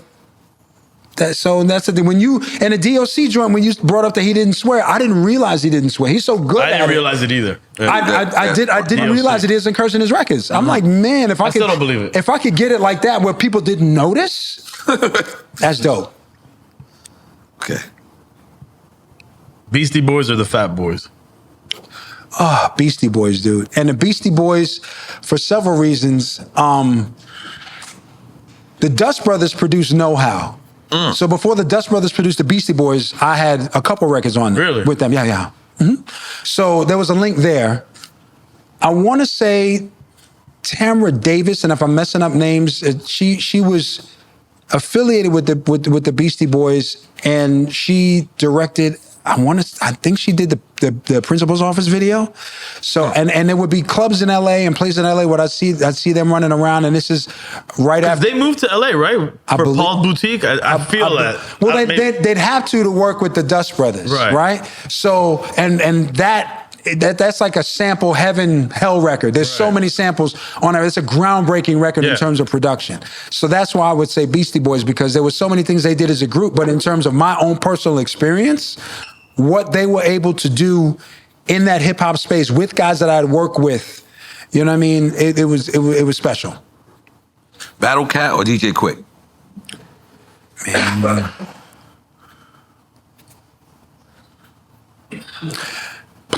Oh, you haven't thought this long in a minute. Now, what's the name of this drink? Cousin Francis. Cousin Francis, and you could get a Cousin Nori when you add a little bit of vodka. It's called a Cousin Nori now. I'm sorry. All right, I gotta say Quick. I gotta say DJ Quick. He is such an inspiration to me, and also he has let me know, how he's been inspired by me. AMG is a close friend in his crew. I saw them at a couple shows recently, and that whole crew is just a great representation of West Coast hip hop to me. And I feel a lot of the same journey, even though Battle Cat did DJ for me way back in the day. A lot of Battle Cat's more recent success I haven't been party to as much as I have Quick. And just his journey as an artist, him as a lyricist, like there's part of me that will put Quick in my top 5 in terms because he's so underrated. Artist and producer, or just artist? He's just saying MC, yeah. As an MC, he's so underrated. Right. I can go off on another tangent if you want, but we like your tangents. Okay, you're a Jet fan. Continue. You're a Jet fan. It's hard. I know. It's hard. It's hard. Okay. Yes, I am a Jet fan. Last year, me and my wife were taken to, and we did, my fiance at the time, but my wife now, we were invited to go see the Jets play the Raiders in Las Vegas. Okay. It sounds horrible so far. One of my good friends, Brad Armstrong, owns a bunch of roller rinks, has season tickets. If you ever watch a Raiders game, you see the guy that holds up the fist. That's my man Brad. Okay. So he had season tickets. He get us in. I go wearing a Quincy Williams jersey. My wife goes in an Xavier Gibson jersey to show you how current. If you know the squad, you know that those are hype players from the last year or two. I'm trying to figure out where the story going. He takes us to the tailgating in Raider Alley in Vegas. All they're banging is bass shit. You're hearing like we're still in Oakland. Okay. Right. DJs had the best tacos of my life, but people looking because we're the only ones in Jet jerseys walking down Raider Alley. You set tripping right there. Super. Everybody was respectful, but the bottom line was I heard a whole bunch of a whole bunch of bass stuff to the point where the new records that I'm putting out, people have said, why do you have such a Bay influence in your music? Because that experience did so much for me. But the only artist that I heard that I recognized was Quick over something that sounded like Down, Down, Down, but wasn't Down, Down, Down. But it was obviously an older record, but it was able to just go with all the Bay stuff. And Quick's not from the Bay, but there's such a respect for him, and his stuff blends so well and keeps a vibe going. That always stuck with me. That's real. Like what he can do in terms of opening doors and getting into places with his music, it's really impressive. Nah, production wise, he's incredible. Yeah. Well, is that story artist true? Artist and production. Yeah. Is that story true that he locked himself? And I never asked him this. I should have. But if He'll be here Monday. Well, yeah, let's do it because we're gonna ask him. Let us know, please. Give us some insight. He'll be here Monday. That he had locked himself in the studio or locked himself, down with his equipment for 2 years to learn how to play well. We're gonna take this clip and we're gonna show it to him. You're gonna ask him a question. Yeah, no, because it's obvious that he's an amazing player. Right. But I know some guys that were classically trained and alike, and that was the story. Right. That was the story that he just literally, put himself in front of his equipment for over a year, if not 2 years, to learn how to get better as a producer, and then just came out with with his sound. So anyway, that's dope. That's dope. Okay. You got it? Yeah, you got the next one. Yo MTV Raps or Music Video Box? Whew. Y'all could drink both. Okay, Oh. yeah. Video Music Box, Ralph McDaniels, Vid Kid, influenced to me while I was still in New York before I even went to college. Yo MTV Raps was more of an influence once I got to LA and was able to come back with a hit record. So it's really two different parts of my life that you're asking me Right. to so I'm not gonna say, oh, the later part when the record blew up is better than the early part, because I was influenced by Video Music Box. Like, ooh, Channel 47. You know what I'm saying? That was my thing. But then MTV Jams, everybody didn't have cable. I'm on the road for a lot of it, but I saw the influence of it. And then when they allowed them to get everybody in hip hop on there, that was serious. Yeah. That's when MTV was at their peak and hip hop was really getting established. So if you talk about hip hop on a global scale, I'm sorry, Yo MTV Raps did a lot more for that. Yeah. Okay. Soul Train or the Apollo? I'd say Soul Train. I'd say Soul Train because in terms of exposing, the joke I have is like people, like black people can tell space and time if you say, yeah, that's right around the year Soul Train started letting white people on. You know what I'm saying? And every person that watched Soul Train be like, I remember that. Soul Train did more for me in terms of exposing more people to more music. The Apollo was like you went into an arena, you did your stuff, but in terms of exposing people to music, it was less about that as it was about just the personality of the Apollo, to me. Yeah. Intimidating place. The Apollo's paying your dues, like a part of paying your dues. The story I'll tell, my second album, this is during the time when we have dancers, so I think I had either 4 or 6 dancers at the time. And I'm doing my song, I want to say That's the Way Love Goes, and there's a little break in there. So I get the crowd hyped during my break and realize that I've gotten so hyped that my next verse has started. Oh, shit. And throw your hands. You know what I mean? Try not to show that you made a mistake. I picked up my verse from the choreography. 5th line, they walk back. I say this, boom, jump right in. Nobody ever missed it. But it was my nerves of being on the Apollo. Right. But then I'm like, I'm capable of doing that. So because they was pulling people back then. They wasn't gonna pull me. Right. But they've always pulled people. You said booed. I thought you meant pull. Like literally, like no. They've always booed people. Yeah, they've always booed people. I don't know if I got boozed. I don't think I did, but I would have if I had just stopped then. Right. But I literally was able to pick up the verse from the choreography. So that's my Apollo story. Yeah. Okay. Boom. Queen Latifah or MC Lyte? Oh man. I gotta say Queen Latifah. Okay. Me and Dawn go back, dude. This is Mark the 45 King. Oh, rest in peace. Mark the 45 King was my inspiration when I was still in Queens. So we're talking, 15, 16, 17 years old, before I went to college, before any record deals, before anything. And I could tell you the thing about the record deal too. That's another New York to LA thing. Right. But Mark the 45 King was was a big inspiration to me, and to see what he did with Queen Latifah at the jump, and I knew her as Dana. You know what I mean? So it's like, yeah, MC Lyte. I met MC Lyte, I want to say, as I was coming up, and to this day, she's still really good friends with good friends of mine. But in terms of my personal influence, I'd have to say Latifah. So you knew her personally? He just called her Dana, man. I know. That's why I wanted to like. Don't get more personal than that. But I knew her as that. You know what I mean? I knew her as that. So it's like, whether it be, I don't know if it was parties or functions, events, whatever. But we would, we ran into each other, from back then. They just had an incredible show at the Hollywood Bowl with the Roots. Okay. Yeah, that shit it looked incredible. Latifah and it was MC the Roots. Lyte? It was I think the Roots picnic on the road. Oh, really? And Latifah, I believe MC Lyte was there. Moni was there. The Far Side was there. Drez, Black Sheep. It looked incredible. Just real quick, you guys had Cassidy on. And when I saw Cassidy, DJ Cassidy along with Steve Rifkin. So when I saw DJ Cassidy's episode, I texted him because he mentioned a record store called Rock and Soul. Yep. And he would have been going there mid-90s, I guess, something like that. Early in that era too. Yeah. I went to that record store in 1983. Wow. 1983, 1984 at the worst. I DJ'd my own prom in 85. So I was DJing, getting records from there, buying everything on Def Jam. Like, oh, it's got that, it's got the, you know, the Burgundy label. Boom, give it to me. And the dude that introduced me to the guys at Delicious worked at Rock and Soul, guy named Eric. Wow. So, and it goes that far back.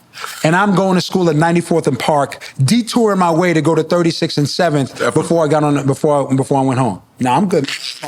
Why I'm you fucking with you. You gotta try sometimes every now and then. You think I'm gonna get enough of a contact? Like, I just fucking. You see something he said? I know this is indicative of an era. There was an era of MCs that were DJs before they were MCs. Oh yeah. Yes, and yes, I like how you just caught that. A lot of MCs from a certain era were DJs first, and I don't know, it made a certain kind of MC being DJs. Well, see, and that's the thing. That's why I don't get why today everybody's like, oh, you hear a beat and you just jump on, and it's like, no, like I hear the whole record, so.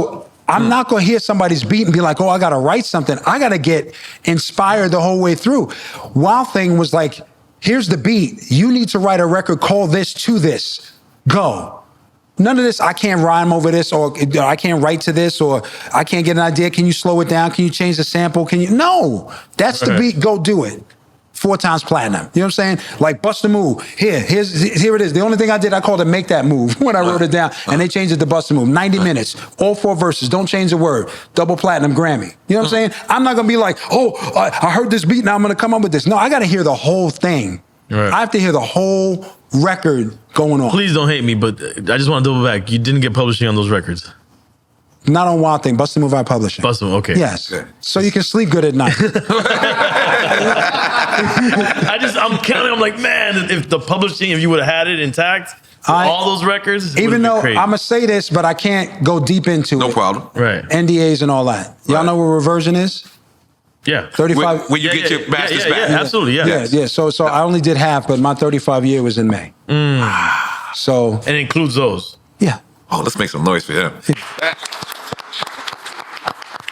We have so many legends on here waiting for that 35th year. Yeah, I know. No. Trust me, dude. Yeah. I feel so fortunate that I still have my wits about me, that I can still get on stage and rock a crowd and experience it. That's why that happened. I'm like, oh, I can make new music now. Not that I couldn't before, but it's not, I don't have the pressure of like, make the music, gotta sell this amount, gotta make this, you know.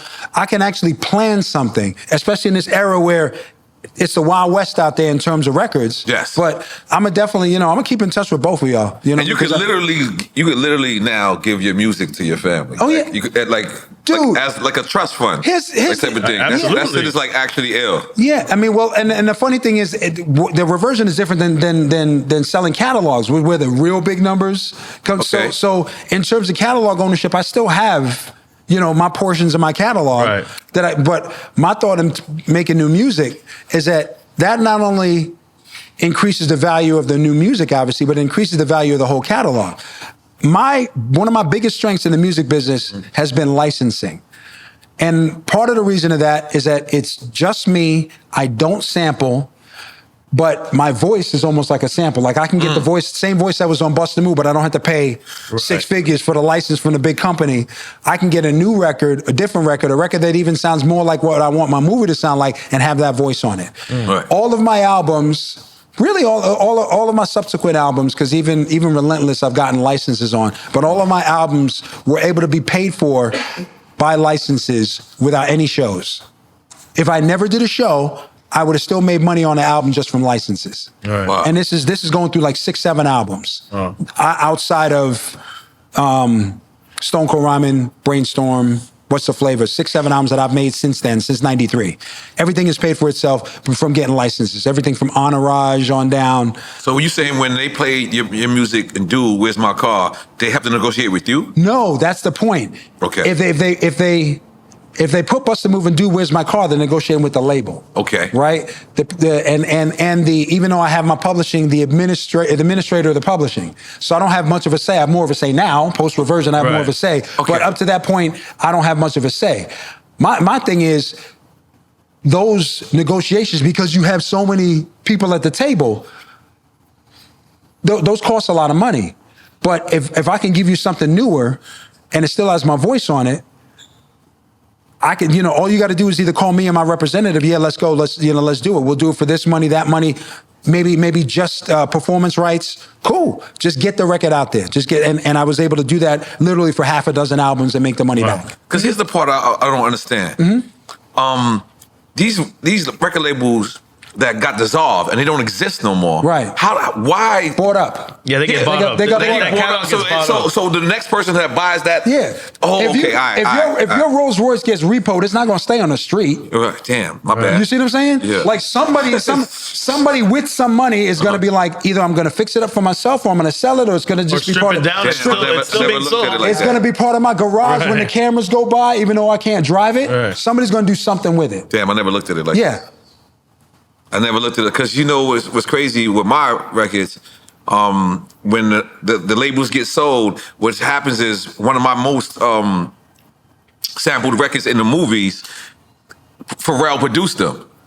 So Pharrell would negotiate for me instead of the label. Right. So I didn't even know. Like, you just taught me that. I didn't even know that. That's a little scary. Well, maybe. And then you said Entourage too. Entourage, they got me too. Oh yeah, no, but They got me too. But no. Big up to Mark on that, because he put in a record called "Feel the Love," which is a record that I produced. I have 100% of, and it just literally went to my publishing rep. And I'll give you the. So you knew. I watched Entourage. I went to know him when he was Marky Mark. That's I went to the actual movie theater and heard my shit played. I was like, oh shit! Like, what? In all swear fairness, to God, they ain't negotiating with me at all. In all fairness, that's happened with me before. Like, what was it? Blindside. I have connections with a lot of. PR companies that work with the movie studios. So I had a rep that said, oh, you need to come to this Blindside preview. I didn't know that the song was in the movie. It has a really integral scene before they get in the car accident of the little white kid and the football player going back and forth doing my lyrics. Just really, if you look at it, it's really amazing. And they didn't tell you that prior to that? No, well it's not that they don't have to negotiate with me. They don't have to ask me, at least pre-reversion. They don't need permission. Yeah. Having said that, you might get a little worried and be like, oh, what if they put you in something racist, whatever. They're on the ride with me. You know what I mean? So if they put it in something stupid, that's costing them more money too. Right. So I've just been cool with that, and now, like I said, things are shifting, and I'm good. Let's make some noise for that. Thanks. We still on quick time with slime. I forgot. Yeah, slow time with slime. No, because we learning a lot. Right. You got it. Run DMC or the Treacherous 3? Run DMC, dude. Run DMC. I can't even. Treacherous 3 inspired me when I was younger, but I couldn't tell you where they were from. I couldn't tell you all the, I mean, Kumo D, obviously, a friend. Run DMC just changed so much, especially me as an artist that had a big record that crossed over and the like. Plus, I grew up on, once again, 109th and 211th. Right. So I could walk a few. Jam Master Jay got his haircut at the barbershop down the street from my house. Wow. Hollis and 211th, there was a barbershop. Jam Master Jay got his haircut there. So that's childhood. That's influence. I did a private with DMC last year. Amazing, dude. Just I mean, just you want a story.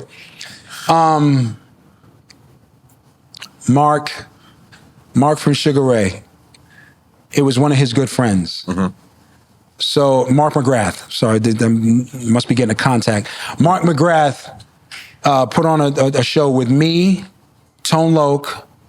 He was playing, and then DMC was playing.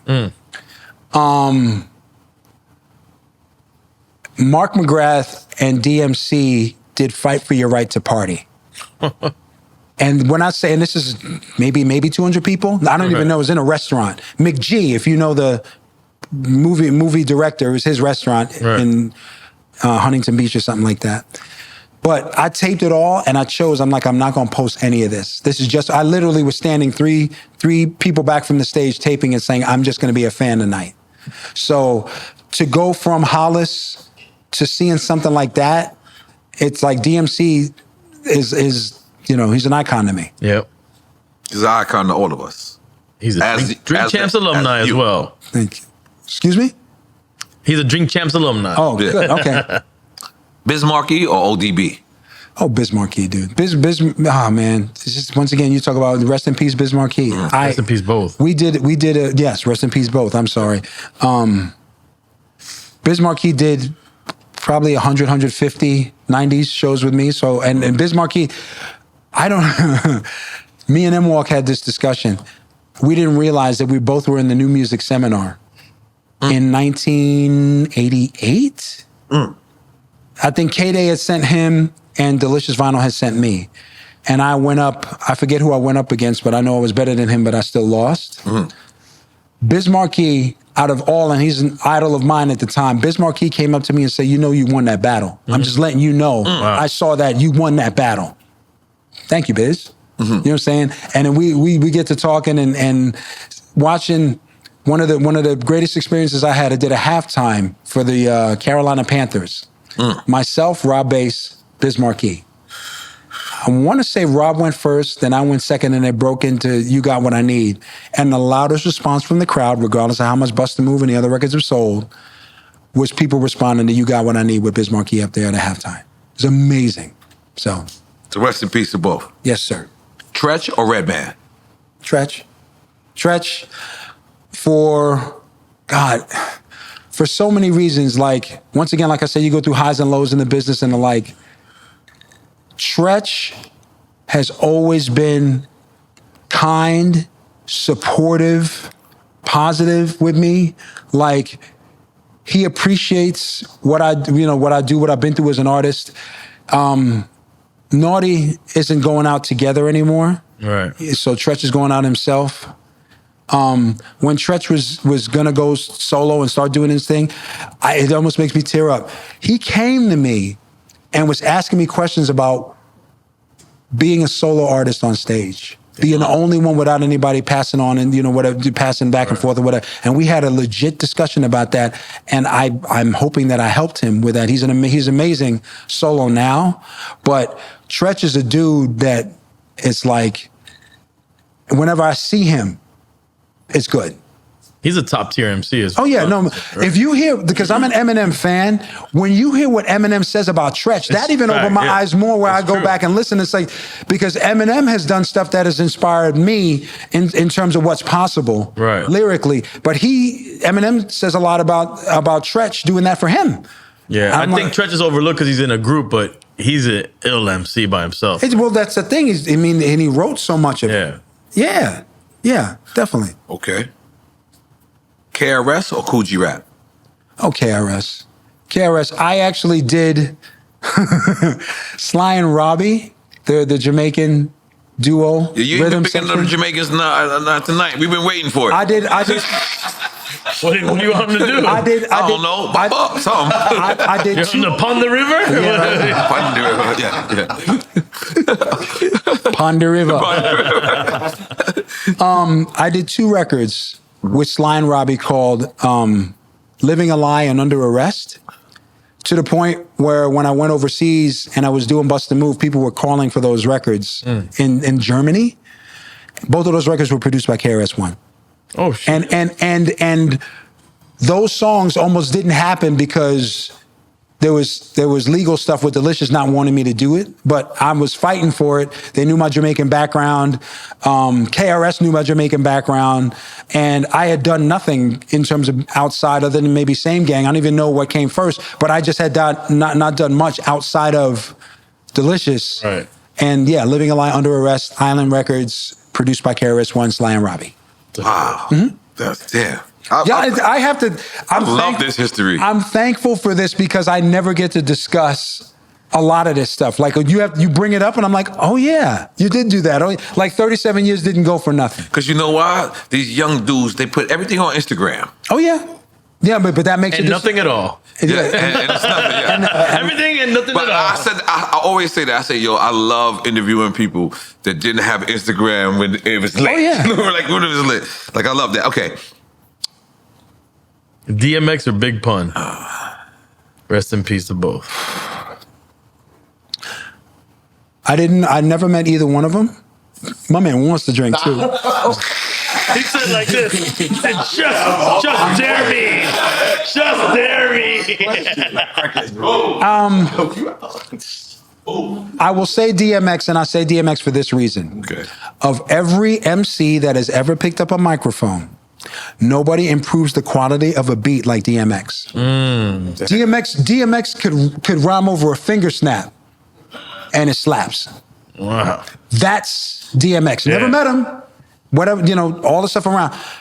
That's what I try and do. It's so amazing to me how many of my friends or people go, oh, I make tracks, because everybody wants to rhyme over my tracks because I have an ability to at least take your track to a certain level. DMX could take any track to the highest level. From an MC, hearing that, his style, his approach, The passion he brings to the unparalleled. Right. No one else could do it. So it's got to be. Then we got to make some noise for DMX. that. Oh. You know, that's probably the only thing. When he said it just now, like, and I know we're gonna try to get Scott Storch on FaceTime in a second, but when he said it just now, I really, literally looked at my phone to call DMX, and I just forgot. Damn. You know what I'm saying? That shit was. Yeah, you know what's hard, to be honest? Do you want to erase I don't. the I you know what I'm saying? I have not. And then so I'll type. Let you finish, because the fans is gonna say I don't erase my dead homie's number. Right. I don't know why. I have a cousin named. I don't. And it was crazy. My bad for No, you no. all. But you know what's crazy Yeah, sometimes? all the messages you got too. If I you ghost dial or hit somebody by mistake, and then they'll start talking, you realize that this person they took your homie's number. That's not even who you talking to. So that shit is scary. I have a cousin. I don't know how we got here. I have a cousin named Colin who lives in Baltimore. So we touch base, text, holidays, whatever. But I'll type CO and I'll see Coolio come up. And I'm like, you know what I mean? I'm not gonna take it out. It hurts me to see it, but that's my man in my phone. You know what I mean? But yeah. You ever like did what I just said, like ghost text somebody You smoke by mistake? more than me, dude. So I don't ghost, you know what I mean? There's a lot of ghost shit that be I'm talking happening. about in my phone, like. Yeah. You know, like You mean like pocket dial? Yeah, pocket dial. That's what I said. Ghost, but my bad. It's pocket dial, and when I look and I'll see somebody usually that I know been dead for 10 years. Yeah. And they answer because you gotta remember that number, like you said about the Rolls Royce. Yeah. That number. Yeah. Someone else polishes it up and uses it. Sure. So that shit is spooky. Luckily that hasn't happened to me. God bless. God bless. You want the next one? Yeah, friend. And by the way, why is Charlie drinking juice? It's not juice. You're welcome to drink it. He's running through that bottle. I'm not sure, man. You can try it, man. It's good. Actually, this is a good batch, actually. Marvin Gaye or Al Green? Wow. Y'all could drink. Y'all could drink on that. Okay. I like that he's now enjoying us drinking. I like that. Marvin Gaye, let's get it on with it in terms of the hits, but Al Green, with me growing as a producer and seeing what some of those records were and what they did, I wasn't as big of an Al Green fan when he was out, but the more I've learned about music, I've become more of an Al Green fan. So yeah, I would say both. I love how he answers everything so musically correct. I love it. Thank you, man. I love it. Immaculately. He is very accurately. I'm fighting for the drink champ gets that don't drink. So. no. Represent. We have to put that up. That the people who don't drink on drink Okay. champs. Right? Moni Love or Roxanne Shante? Moni Love. Moni Love had a cadence, and I think she still goes out because Is I know that the she does- London side of you going to bat for her? No. She's our sister. So. No, we love Moni. We love Moni. I mean, up until this current crop of female rappers for decades, Moni Love was the most intricate speed rapper as a female. Right. You know what I mean? And it was like boom, boom, boom, boom, boom. I mean, there's certain levels to it. And I try and pride myself on it that regardless of how fast I rhyme, that you can understand me. Right. But Moni Love Nah, was she's an ill MC. Moni Love was right there. By the way, since we talk about fast rappers, shout out to Twista. Oh, yeah. Twister would be in my top 5. But go ahead. But Twister followed you. Huh? When we come to speed rap, Twister was after you, correct? Yeah, but Twista. And Chip Fu from the Fushnikins. I won't even lie.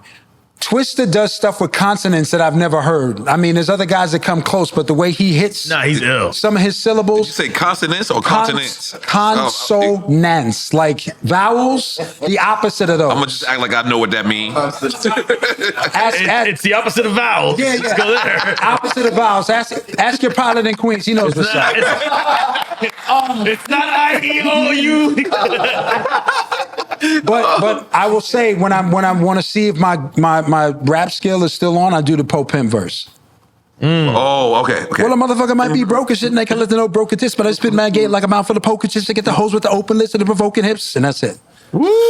Like when I do that, when I hear that, that is such a level of artistry. And like not just rhyming fast to say I'm rhyming fast, but what he does with cadence, it's like, oh man, it's like just to grab a little of that. And like you said, if I was to write for Easy, when I'm quoting something like that, I don't mind cursing. Now, Young MC's not gonna curse in his records, right? You know, but Young MC and Marvin, the rap fan, are two different people at times. But go ahead. Biggie or Big L?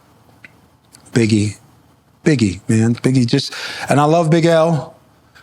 You know, but Biggie, it's just, you talk about level of influence, and especially Biggie was blowing up at a time when other regions were dominating.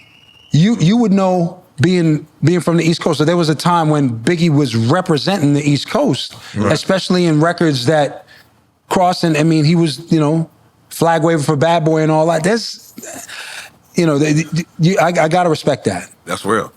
That's real. This is a good one right here. You take it there. A Drink Champs favorite, Prince or MJ? And if you got stories, we want them. Okay. Before I give the answer, I'll give you the stories, and I'll say who. I love that. Let's get to it. Okay. I'm gonna pick one, so I'm sorry. If y'all want to drink now, just to drink, y'all can. But I'm gonna pick one. Let's drink one. I'm gonna get a regular drink though, Jamie. Right when Heavy D had guested on a Michael Jackson track, and around that time, I don't think it was the same track, but around that time, I had heard that there was some interest in me guesting on a Michael Jackson track, and my manager at the time was trying to get money out of him. Michael Jackson. Out of Michael Jackson's camp, because I was getting paid for everything, whatever. And I never was able to get into it where I could say, yo, I'll do it for free just for the look or whatever. That's one of my biggest regrets, because I'm not big on guesting, but there's certain things that where if you're going to guest, you just do it. Right. Yeah. So, and obviously, I mean, Thriller, Off the Wall, just musically, just amazing. So you saying you fronted on Michael Jackson? I didn't. I mean, like his team. I'm kind of like, yeah. Well, that's part of the reason I don't. That's part of the reason I rep myself now. That it won't be me. And that's the thing, by the way. You would know as an artist if you said it so nicely, but it sounded like if your manager Michael Jackson. If your manager or somebody in your camp makes a decision you don't agree with, then it comes back and people are pointing at you because you're the face of it. That is a fact. You know what I'm saying? That is a fact. That's what I wanted to kind of avoid. So you were telling me Mike called management. I don't know if Mike called management, but I'm sure it was Mike's team. That's what I meant. Mike's team's called. And what did they like? I don't. No. It all got to me later. Okay. It all got to me. I'm out touring. I'm out. You know what I mean? It all got to me later that it didn't happen, but it could have happened. And to be fair to your team, they probably like Michael Jackson. There's money here. There's money here. There's a budget. Whatever, Michael's not gonna do something for free for somebody else. Right. So let's just make it business. Right. But for any young artist or any artist listening right now, evaluate the artist that's asking. And this is for the team, the artist, because for you, you would have made that money 100 folds over. The shine is the shine, or if you had the publishing on whatever you did on that, or performing the record or whatever, you would have made that money. That's the thing, 1,000,000 times over. Especially looking back now, there was a time when people had longer attention spans, where if you just did your guest spots, you know, your guest verses on records, it would seem like a choppy show. Now, if you were to just go do your guest verses and they were all known, that'd be a banging show, especially the younger people. So to think that like I could pull a verse out from a Michael Jackson record the same way I could pull out my verse from All in the Same Gang and just throw it up and people would know it. Come on, man. Come on. So that's Michael Jackson. Prince, playing all the instruments. You met Prince too? I met him. He knew who I was. Dude. Gotta ask. I gotta ask. Both of them were tuned in, though. Both of them were plugged into this. Is this ass out Prince or this regular Prince? He didn't have his ass out when I saw him. No, this ass out. Okay, let's continue. That's all right. I'm in Larrabee West B, off of, I think, Santa Monica, and he's in Larrabee West A. So I saw him in the studio. I think it was Bar 1. I see him in. I'm not sure if he made it to Roxbury. I was in Roxbury 4 nights a week but yeah. And it just inspiration. Actually, I did see him in Roxbury. Yeah, I did see him in Roxbury. Okay, so now when you say in Roxbury, you talking about like the club? The club. That's an iconic club. Now here's the funny thing. It's a great movie about Night at the Roxbury. I lived less than a mile away. I was at Santa Monica and Roxbury was at Sunset. So part of the reason I never got in any crazy trouble was that, one, I would, leave early, because home was close. But if someone said, oh, we're going to this person's house, most times that person's house was further away from Roxbury than my house was. Right. So me going to my house would be closer than going deep into Beverly Hills and getting into whatever trouble. So I just went home. But Ely was a good friend. Tia Carrera, absolutely. I would be in Roxbury a lot. And they would, when certain public events happen and all that, just to see the reactions, the people I'd see in there. I mean, Arsenio would be, up in there, and I'd formed a relationship with him and be on his show. The All in the Same Gang appearance on Arsenio, that to me is an iconic moment. Oh, we got to. You know what I mean? So, yeah, I mean, just, yeah. Come back to that. All good. I feel like you smashed a lot of white girls. You know what? Listen, what he didn't say is about the Roxbury. He's like, it was party time. That was party time. You know what? I'll say this out of respect. No, you're right. Out of respect to early on in my career, I had one wild week. Okay, I need to hear about it. You said you had one wild week in your whole career? No, well, where basically, and the wild week was I didn't say no. Oh. You know what I'm saying? You gave yourself a hall pass. Yeah. You said, you're allowed. I'm single. I am allowed. I'm single. The record's cracking. You know what I mean? You became Charlie for 1 week. 6 in 6 cities in 7 days. And this is pre-internet, pre-cell phone. I'm at the end of it like, this ain't fun. I'm losing phone numbers. And I'm like, that's somebody's daughter. Damn. That's somebody's sister. You know what I'm saying? So like, and I'm having these thoughts at 22. I'm having these thoughts. Way too mature. Very mature. Yeah, because it's like, so the next pretty thing that says something to me, it's like, I've been through this. I didn't enjoy that week. You didn't. So I didn't enjoy it. He was looking in the mirror like, I can't do it no more. I respect that. So that's me. And the interesting thing is, like my wife now, Chantal. It's the first time I've been married. The first time I'm getting married at 56. Got married, and I had said this in my vows. Because I felt this from the first time I met her. That's how I know she's know that she's my wife and meant to be my wife. I look at her and I said, your face looks like home to me. Like I see pretty. 1, 2, 3. Thank you. Okay. I tell her my face looks like home to me. And it's interesting. I said that in my vows and Montel said, you should have told me that before the wedding. I could have wrote a song. But it's like, is that kind of emotional attachment that I want to have? It's like even leaving her and being away from her for a couple of days. I got to go to West Virginia to do a show after this, but I can't wait to get back and be around her. Right. So to me knowing that I've waited this long to be in a relationship like this, right. I'm not going to see something at a show and be like, oh, I'm gonna have those feelings for some random person I meet. Right. You know what I mean? Right. So that's why it's one wild week and I learned. Part of the reason I'm here is because I learned.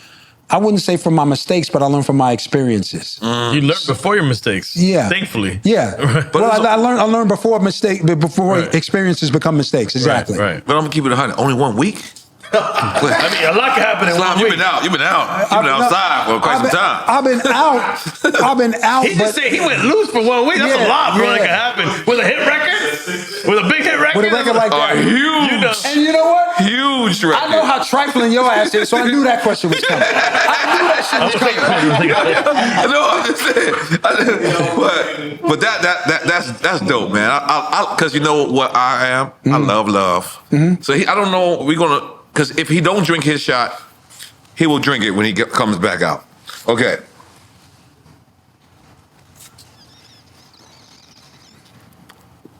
Aretha Franklin or Patti LaBelle? Aretha, dude. Aretha. Rocksteady. Rocksteady is like, I put that up as one of the best records in terms of the hype, her singing, the track, the chant, ha, had it. You know what I'm saying? Like, there's the break beat in it. Just that one record. And then I mean, you know, there's obviously other big things that she's done and the like, but from my hip hop heart, Aretha Franklin. Okay. I respect that. Ice-T or Ice Cube? Cases of the Ice. Oh, man. Both. Go ahead and drink. All right, I'm in. Both. Me and T, I haven't seen T in ages. I like how you call people like you got special names for other people. You know what I mean? Like, you call Dana, you call Queen Yeah, Latifah Dana. I mean, you know, I haven't seen him in a long time, but It's a shot you got to take. Yeah, continue. This motherfucker drank the whole shit. I haven't seen him in a long time. But, Ice-T? Yeah, Ice-T Okay. in a long time. But the influence that Colors had, and to take that and you know, that was a massive record on the West Coast, influential, eye-opening to people that were outside the culture or outside of LA, didn't know about gang culture.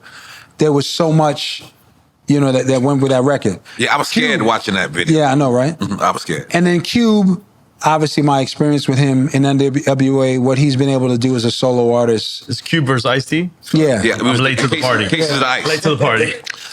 So it's almost, although they do overlap, it's almost like asking me about two different sections of my life, because I knew Ice-T when he was an established solo artist in LA when I was first starting out. And I knew Cube at the same time as a member of NWA, to see him grow to that. Right. So that's why I'd say both. He said both. I drank it already. Relax, You drank it buddy. already? All right. He just took homie shot because he wanted to keep drinking that orange shit. Yeah, I don't know. That orange shit don't look good at all. No, it's good. It's really good, actually. Sure? Yeah, it's really good. Good. All right, cool. Go to the next one. E? Vamos a ver, chico. Here we go. Did you say? Hold up, we got Ice-T on the phone. Hey! What up, man? Yeah, that's Young MC right there. Hey! Young MC, man. Young MC. What? When's the last time I saw Grab you, the phone, dude? grab the phone. When's the last time I saw you? Clean the screen, clean the screen. Turn the screen. Oh, shit. Can't even see you. Oh, yeah. This nigga. Yo, you still there? What's up? What? Where y'all at? I'm at Drink Champs now. Yeah. I'm doing my episode. Yeah. Okay, that's what's up. That's what's up. With Nori, man. Yeah, no, it's all good. I just can't believe how long it's been since I've seen you. Since I got out of LA, it's been ages, dude. Territorial, hold on. Hey, you know me, man. I'm like, you know, I'm in the booth in the back in the corner in the dark, man. Wonderful, man. You know, love is still there. Love is real. Thank you, man. We ain't gotta see each other. There's no love. Well,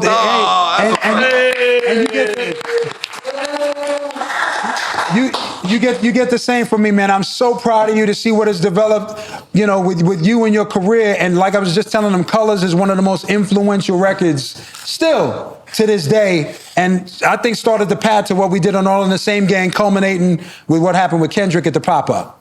Yo, man, that was beautiful. But I mean, with Kendrick, that got me kind of emotional to see all the LA niggas on point. But that's what all of us were trying to do. I know that's what All in the Same Gang was trying to do, was what Kendrick accomplished in terms of having people from different places all up on the same stage like that.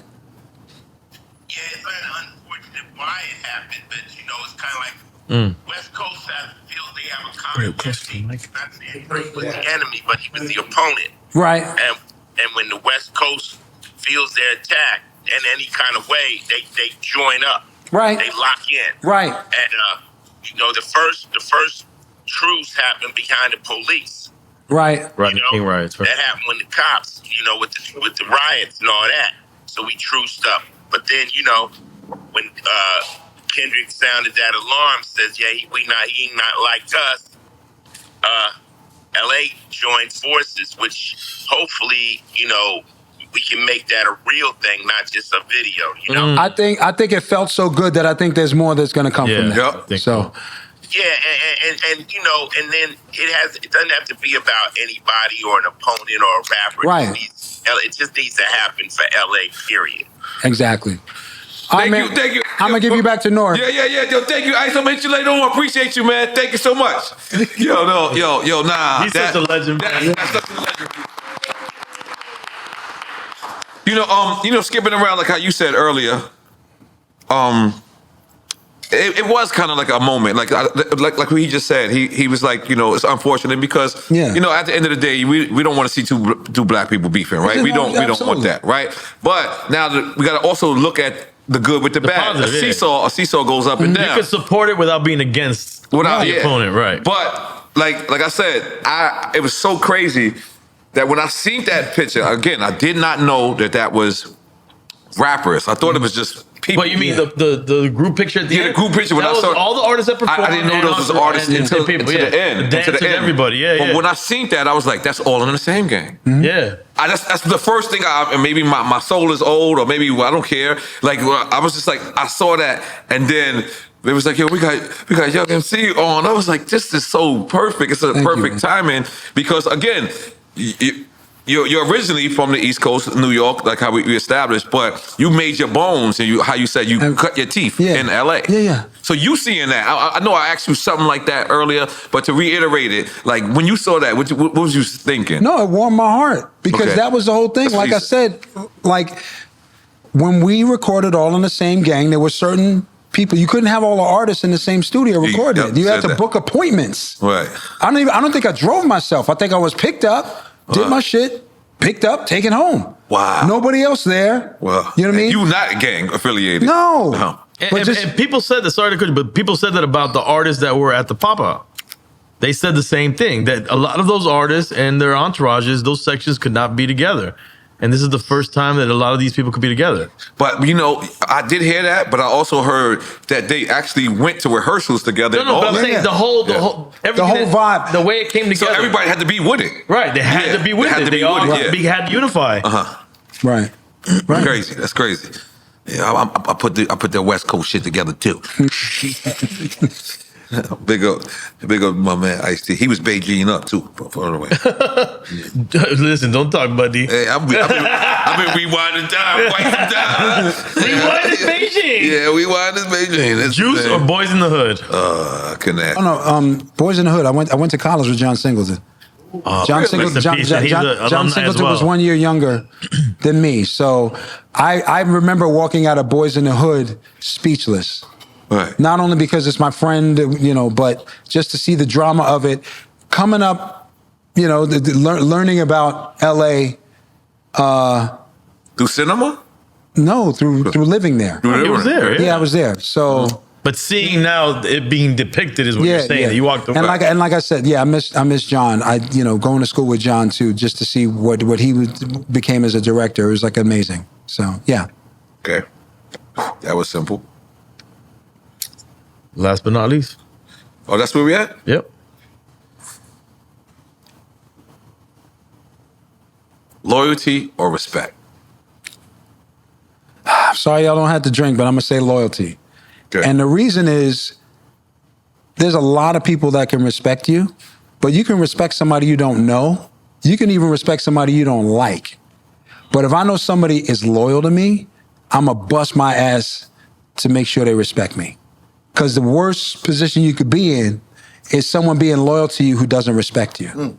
Like that is like, to me, that is almost like slavery, like forced servitude. Like I can't leave. Like, I'm gonna show you my loyalty, but I really don't respect you. That's a mixture of feelings that I can't even relate to. So if someone expresses loyalty to me, my actions are gonna dictate that hopefully they'll respect me. But if someone respects me, I don't know what it's going to take for them to be loyal to me, and I probably don't care. But if I know the loyalty is there, that's going to be, nourished and cherished, with respect. I never heard that tape. Yeah. He personally fucked me I'll drink to that. Yeah. There you go. Give y'all a reason to drink. Yeah. Dale que tú puedes. All right, guys. Hasta luego. Let's meet you too, man. Don't break the chair, Charles. All right. Let me make sure. I know I asked you somewhat of this. Circles. Yeah, no, because you know why? We didn't touch It's because hip hop changed so much. Yeah.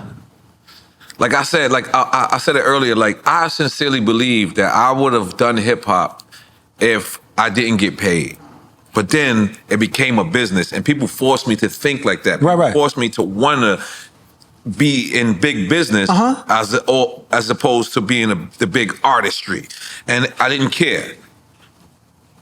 This is a question that we didn't ask you on Quick Time with Slime, and this is me and EFN's question that we always, part ways on. But we agree to a certain extent. But if you had a chance to choose, would you say independent or you go with a major label? Today, I would go with independent. Okay. 25 years ago, I'd go with a major. Can you explain that? Independence only had so much sway. And the big advantage of a major is that they had the money and the access to pressing plants. They had the monopoly on it. They had the monopoly. Right. So if you wanted to sell 1 million records in a month, right, you couldn't really do that as an indie. You'd have to front the money to a pressing plant that didn't have something else going on that could make that many records, get it out to the stores, and you don't have a stick to hit those record stores over the head with. You at Universal, you put out a record, they don't pay you like, yo, you want the next Eminem? You better pay me on this last one. You an independent, and you put a record out to the record stores and they owe you for a couple 100,000 records and you don't have another artist, you're waiting on them. So that's why I'd want to be with a major then. Now with the streaming, whatever, I'd rather be with an independent. But you talk about the business, I make the first record, get into a lawsuit with Delicious Vinyl, find out about publishing, all this other stuff, make a publishing deal outside with Almo Irving. Delicious wanted me, but I took less money to go outside. I make a record called That's the Way Love Goes that was for an artist named Johnny C. Johnny C was either a de facto member or affiliated closely with the Ghetto Boys. So I fly to Houston. He's the one that they thought would cross over. He was on Rap a Lot? I believe so. I met Jay Prince? Yeah, I met Jay. Yeah, okay, so and Bushwick, and yeah. Okay. So that record ends up not happening, but I have a 6-figure publishing deal that I have to fulfill. So That's the Way Love Goes all of a sudden becomes my record, even though I didn't write it for me. So that's a decision that was spurred by business because I wanted to make sure the publishing company that backed me for 10 full songs was made whole. When the biggest song that I was trying to do for the publishing deal didn't happen, I'm like, okay, fuck it, I'll put it out. It's fine, but I know if I had the ability to approach it just as making a record for me, that probably wouldn't have been the record. It was a record by necessity for business, as opposed to being a record for artistry to move Young MC forward. I was just moving the business forward. So I get it. That was great. That was great. I'm so impressed that I'm impressing you even high and drunk. No. Listen. That means so much to me. Let me ask you another one. Yes, sir. What is your favorite? Making the record or performing the record? See, we ain't in the Quick Time of Slime. Well, I'll take a drink too. No, I know you would. I know you would. You know what? I have to say both. All right, I'm gonna take a drink. I'm just gonna drink my. Before You ain't got a shot though? Nah. Before, Crazy Hood. I'll make sure he got a shot. He finished the bottle, dude. He did. Before I would make the record saying, this sounds good, let me see what it's like on stage. Now I make the record, now I make the record knowing what the stage is gonna be. Like, this will be the part that people call and response. The bottom end, literally, I was taking my new record to my shows and sound checking it, and then looking at the monitors that the soundman had to see what frequencies needed to be raised or lowered, putting that in my phone and then going back and doing a session. And I would do that 2 and 3 times. Tell you, the song is called Loose. This is the cover for it. I worked on it for 2 years. No bullshit. And that experience. One record. One song. One song. And 2 years. 2 years. But it wasn't like every day, whatever. But right. I'm thinking the record's done. Oh, what if I do this? And then the AI component, like, oh, what if I took the disco theory and I made it a character? So all of that stuff was over that time, putting all that together. But the culmination of that is that I performed that record as well or better than anything else that I do. And did you have to clear her?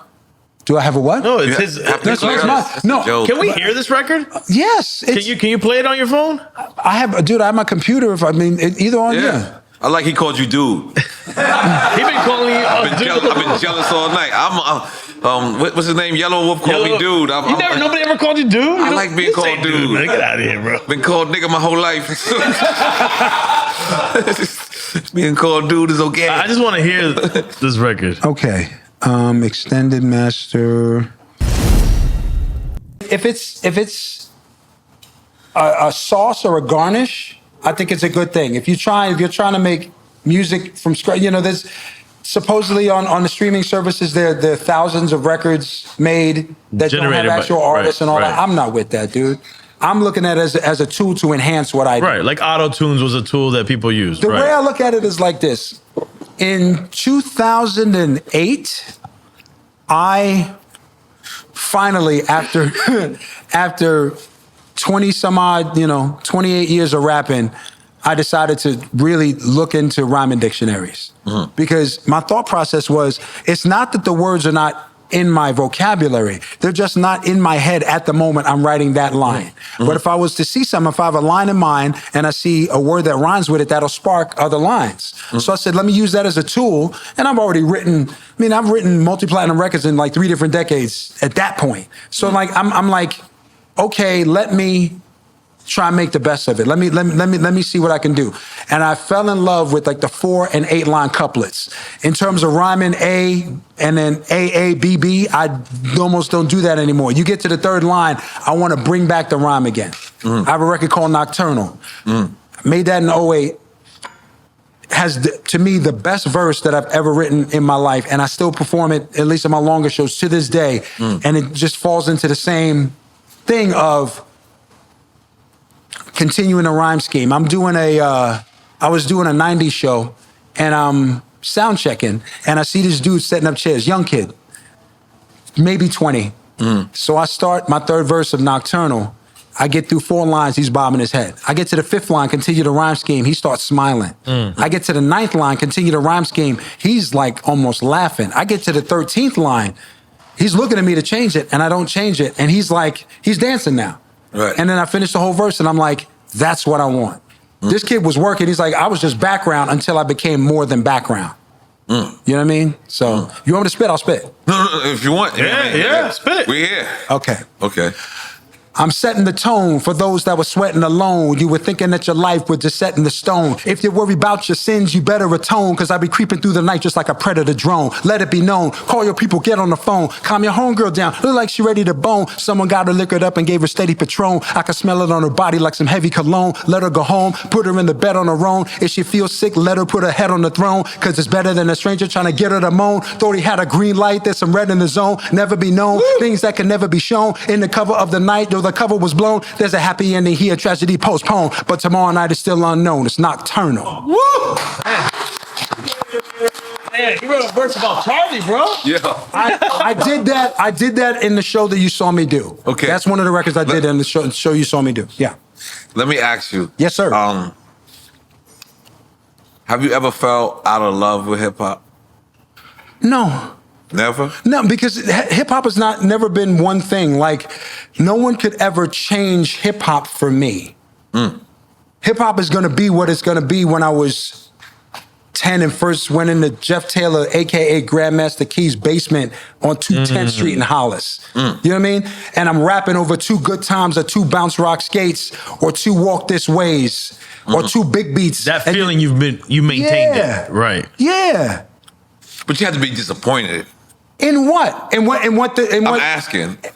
What am I going to be disappointed in? Okay. I mean, when my record was out, I didn't want everybody sounding like me. Cool. So when other people's records are out, why should I feel I need to sound like them, do exactly what they do? I took some of the heat, you know, for the time when hip hop was trying to get established. By the time I stopped having hit records, hip hop was established. So if someone else is out there fucking up, it's not on me. It's not on me. I still got mine. I'm still doing mine. I'm still performing, still doing all that. It's like, oh man, I really hate what they did to what I love. No, it's too much of a dynamic, you know, entity to say that someone has changed it to the point where I'm gonna multi-generational. Yeah. And dude, I could have done something else. I have a bachelor's degree. I could have gone to grad school. I could easily do something else. I choose to do this, so nothing is going to keep me. Nothing's going to keep me from doing this, dude. So regardless of what I see out there, I would, you know, I wish certain things wouldn't happen and things wouldn't get, you know, I'm hearing about the scene down here in Miami, how violent it gets and that kind of thing. I wish those things wouldn't happen. But in terms of my love for hip hop, nah, that's unbreakable. And it's a blessing that you could make a living doing this. Yeah. I've written musician on my tax return for 37 years. God damn it. You know what I'm saying? It's like, what else would I do? Even people say, oh man, you hate having a record like Bust a Move. If you say that there's what, 370 million people in this country, that's just around there. If I said 200 to 250 million of those people know Bust a Move. If I were to say that. My thought process is, regardless of what school I went to and all that, what else would I do to touch that many people? One hit wonder or not. I know I'm not a one hit wonder, but I'm saying if that's all you know me for, you know me. Cool. Most people are just trying to get known. That's what I'm saying. Well, let's hit that first verse of Bust a Move. Let's hit it. Really? Let's hit it. You come on, let's go. That's Let's what go. you want to hear because I'm rhyming. You want to Let's do go. that? You got me in the mood. You got me in the mood. Let's go. I never do got me in the acapellas, but mood. I will do it for you. You got me. My man taping me. That's. I mean, I don't know if you know. He's in the team. He's on the team. He's on the team. He's on the These are team. cameras. Yeah. They with us. Yes. That's fair enough. Fair enough. Really? All right.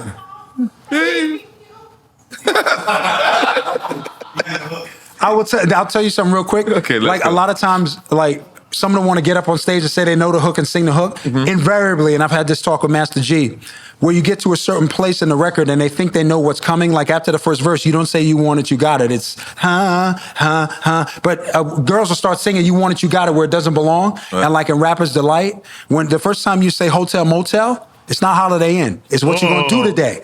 But the first time they say Hotel Motel, invariably, somebody's like, Holiday Inn. Like, no, nigga, that's not it. You know, so literally, my first hook I get to is like, somebody say yeah, just to drown out the people singing you want it, you got it, because they don't know it. And I need to know where I am to kind of, you know what I mean, go forward. So anyway. Okay. This here's a jam for all the fellas. Try to do what those ladies tell us. Get shut down because you're overzealous. Play hard to get females, get jealous. Okay, smarty, go to a party. Girls are scantily clad and showing body. Chick walks by, you wish she could sex her, but you're standing on a wall like you was Poindexter. Let's go. Next stage function, high class luncheon. Food is served and you're stone cold munching. Music comes on, people start to dance, but you ate so much, you nearly split your pants. Girl starts walking, guy start gawking, sits down next to you and starts talking. Says she want to dance because she likes the group. Come on, Fatso, and just bust a move. Hey! No. Don't put false information out there. That don't go there. Wait, can we do one more request? Do you know your verse off of this? Yes, I do know my verse of that. Oh yeah, because you've been. I've been performing. I think this verse is so ill, man. Okay. Can you do it? Yes, I can do it. We're gonna talk some more. It's written. This was dope Really? about this That's- record. Yeah. That I didn't. Look Wow. That's fire. Yeah. On But you just let him get his verse though. No. No, but He was supposed to but remember it. I'm looking. He knows. You He gave him the said cheat performing code. it. No, I've been performing it. So Okay. no, but it's interesting. And above the law, shout out to Hutch, man. Golly. Ice-T, Michelle, Michelle. Oaktown 357, Hammer, Digital. JJ Fad, come on, man. And that's the single version. I only got 8. Right. I only got 8 in the Could you do the in the verse? single verse, yeah. Brothers. Killing other brothers. I thought the idea was to love one another. Open up the paper to one more death. If y'all keep this up, then there'll be no one left. I try my best to set an example, saying hype lyrics over hip-hop samples. Not just to brag or to boast, but to inform, because we're living in the calm before the storm. You see, I believe that the children are the future, but what's it all about if in the future they shoot you? We're all human beings. If a cut would bleed, and I want to see all young people succeed. Do 9 to 5, not 5 to 10. Just go to work and not the state pen, because you live better when you're out here free. That's coming straight to you from the young MC. Come on. Now, I will preface it with that. I perform it better now than I wrote it, That's but dope. just the cadence Yeah. to have that on a West Coast record in 1990 was not done. Nah, and the video, the way you came into, Yeah, like, it's dope, just like dope. they had me walking. I was in a white tee. Yeah, super dope. But you know what's the crazy thing about that message? It's like we still have to have that same message nowadays. But see, That's what- but that's the thing. The brilliance of my conception is knowing that I could give that message. I'm not going to talk about sets and places and things I don't know about. I'm not going to do that. And we didn't even have to have a discussion. I'm on here. People are listening. They're expecting one thing. Let me give them, what I'm feeling. And even getting on stage, like there's some places I don't do it where the record doesn't resonate as much now, but I want to do that verse. And it's, yeah, man, it's good. No, but I mean in general for like black people in hip hop, Yeah. the fact that record is still relevant because we're still going through that type of conditions in the communities. What do you think? Like that's Like crazy. self-destruction as well. Like self-destruction, yeah, same thing. Like these records were actually dope. They were Right. dope records with great messages that resonated. And now it's like, it feels like we can't do those records. Well, here's the thing. You remember this as both of you probably remember Yeah. this as kids. You know when some crazy shit would happen in the hood or crazy stuff would happen and it didn't make the news and nobody talked about it except in the neighborhood, people that saw it, story to story. With the internet, that doesn't happen. Right. Any little thing, crazy thing that someone does, it's worldwide. Right. So, not saying that there's less going on now, but what there is going on now is amplified so much in a way that wasn't before. So there's no sweeping under the rug. There's no keeping it on the low. Everything's like blasted out there. So you see the need for it, but you're seeing the need for it, a record like that, in the context of every little piece of news being amplified like it's, on the 6 o'clock news. Amplified without context as well. Right, yes, because everybody has short attention spans. Right. So who, why, where, what happened? Yeah. Oh, once again. And everybody's polarized as to what's going on. Right. So if I go on your iPod right now, I don't own an iPod, but I hear you. But I mean, I go on your music selection. Yeah. iPod is even, you dated yourself with that one. Yeah, my bad. Who is the young MC to you? Wow. Who is a young MC that reminds you a young MC to you? I don't, J. Cole. Yeah, man. Stop I mean, leading the witness. I mean, Who are you back there with your baby blue outfit? well, that's the thing. I mean, I have love for J. Cole because the idea of and even Drake to a certain extent, the idea of singing and rapping were two different things in my day. Like you couldn't become melodic in a song, Right. without being considered a different type of Like artist. Eric Sermon was one of the earliest people. Right. I remember trying to do that. Right. and J. Cole got out of that beef immediately. Exit right. And Respect it. So- and he did the right thing. So I listen to a lot of people just to see where they're taking the music. You know what I mean? Like what they're doing with the music. So there's not one specific MC that I'm like, oh, waving a flag. Drake's done a lot. Drake has done a lot in terms of establishing fan base, in terms of the different types of records he makes. And Kendrick is a lyricist. He's done a lot for lyricism. No, well, here's the right thing. now. I'm coming from a time when lyricism and West Coast were never said in the same sentence. Right. So if you are going to somebody who lives on the East Coast now, they could literally say Kendrick Lamar is the best lyricist. I never thought I would ever hear anyone outside of the West Coast saying that a West Coast artist was the best lyricist or represented lyricism in the way that Kendrick is now. So like, all of those things, all of those artists, I look and I can appreciate different elements of what they do. Battles notwithstanding, Kendrick being known as the consummate lyricist and being from the West Coast shows an evolution of hip hop that I did not think I would see in my lifetime. Just did not think. Yeah. Because of the perception of the coast. Of the Perception area. perception of the coast. Although Cube, I think, was respected as a lyricist early on. No, Cube was respected as a lyricist, but the thing is that Cube was such a figure with NWA, with what he said, all that. It's just different now in terms of, you know, a backpacker will look at Kendrick and Kendrick's lyrics and Kendrick's lyrical. Like, Kendrick happens because he's influenced by so many things and people, you know. So someone like Kendrick on the West Coast. On a different stage. Yeah. Taking it on a different stage. Yeah, no, all respect to Cube. All respect to Cube.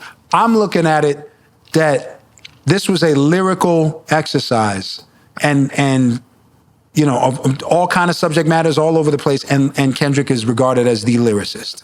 Because I think LA did have a hub for lyricism. You had like the exhibits, the alcoholics, the King T's, the Razzcast, the Della Funky Homo Sapiens. Game is a lyricist, man. Yeah, like, of course. And even the Loonies, like even Quick. But I'm saying in terms of, but if you went out of the West Coast sphere influence, a lot of those names it wouldn't translate. Exactly. That's what, now it translates. Right. Now it translates. There's somebody in Brooklyn, there's somebody in the Bronx that'll say Kendrick Lamar's the best lyricist. That like nobody on the West Coast was ever considered potentially the king of hip hop. Right. You know, the top tier. Right. But now it does.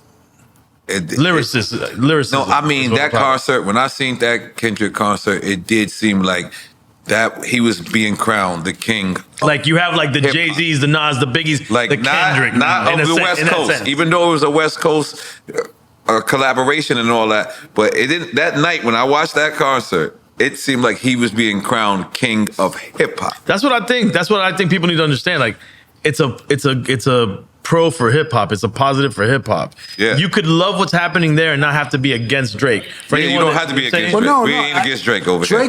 We like light-skinned people. Drake has done things that no one has done in hip hop, and he's been able to. He's been able to open things up to a new audience, and just his approach and internationally, right? And there's been so many rappers that have come from mixtapes that weren't able to translate it into albums, and he has. Right. Yeah. There's usually guys that that's true. He comes from the mixtape side. There's dudes there's dudes that did mixtapes, were okay at it, and become amazing artists. And the dudes that were amazing on mixtapes, and you don't hear much about it, or the first album comes out and it's not, you know, cohesive enough for people to really digest it as an album. He seamlessly went into that. Right. Mm-hmm. That's impressive to me. And what's dope is, like, the world is probably trying to say that, like, that was a loss for him. But the fact is, if he doesn't seem damaged, he'll be okay. He's not going away. I look at it because it's like how I said that I get different inspirations from different artists. Mm-hmm. I see it as a different lane. For him. Yeah. Mm-hmm. I just see it as a different lane. There's places that he goes and audiences he plays in front of that other people don't. So, you know, and same for Kendrick, same for J. Cole, like they have their niches. So I don't necessarily see it. I see it.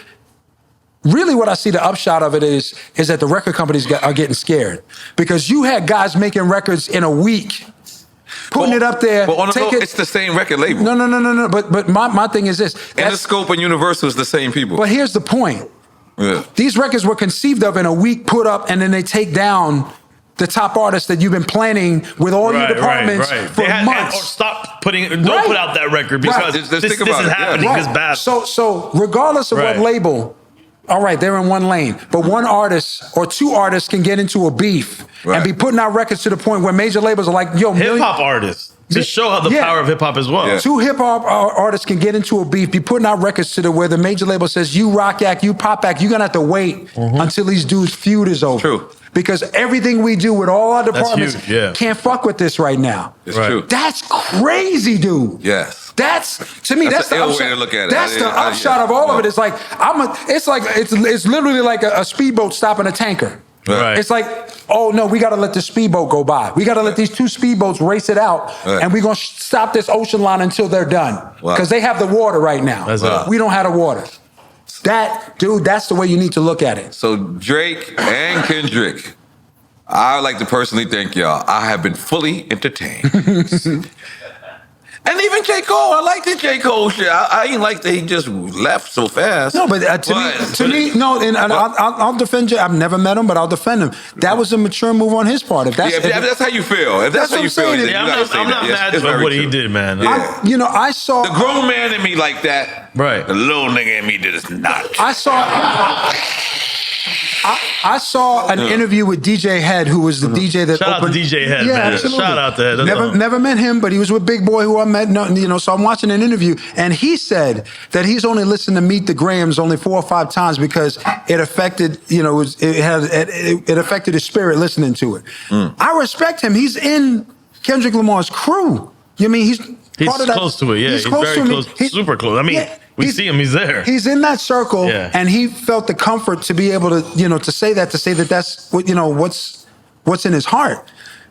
To me, that shows such a growth that everybody doesn't have to be like, okay, whatever happens, we're blindly following. That shows such a level of maturity. That's true. Yeah, like once again, my day wouldn't see that. Right. You with me or you against me? Right. You can't say anything that you can't. Man, it's like there's so much of that made me feel so good that I was even involved back in the day. If back then you would have had Twitter, you think you would have been out here in DMs? Out here in DMs? You know what? What does that mean? You know what it means. I know what it means. I may have been, even if I didn't want to be. Even if I didn't type the DMs, somebody would type something to me and then post that. You know what I mean? So there's a lot of us that are thankful that social media wasn't what it was. It's some of the stories that I know. Right. You know what I'm saying? And some just, oh yeah, absolutely. Because y'all was living wild back then. Oh, he only had 1 week. Wild. Yeah, he had 1 week. I don't believe that 1 week at all. No, it's true. You had 1 year, and it looked like 1 week. Nah, dude, it was 1 week. I had enough for 20 when he decided it was 1 week, it was crazy. No, but that's the thing, dude. It's like I learned from my experiences. That's why I'm still here. Right. That's why I'm still good. What's your favorite part of the culture? Like, if you could praise one thing about the culture, dude. It's funny because I'm here with you. It's the camaraderie. You and I don't know each other very well. We've only met each other, a couple times. But like, we could hang, we could have discussions, we could. We love hip hop. Love hip hop. So it's like us playing a sport. You're part of my family. I'm a part of yours. It's like us playing the same sport in 2 different leagues. You know what I mean? We haven't played each other. You know what I'm saying? So that kind of camaraderie. When I hear athletes that retire and say that that's what they miss, that's why I like. All them questions you asked, if you had anybody that was on the 90s tour, I'm going to pick them because they're like family. Right. Couple hundred shows in the middle of nowhere, all the jokes, sitting around. There was one, and since COVID, it's been very difficult to find people to clean hotel rooms. So invariably, we'll be sitting, a bunch of us, for hours in hotel lobbies in the smallest places. So me, Tone, Montel Jordan, sitting in the lobby, talking at least a couple of hours, stories coming up. This is how y'all do it. Man, just fun. Just fun. Yes, we caught. You see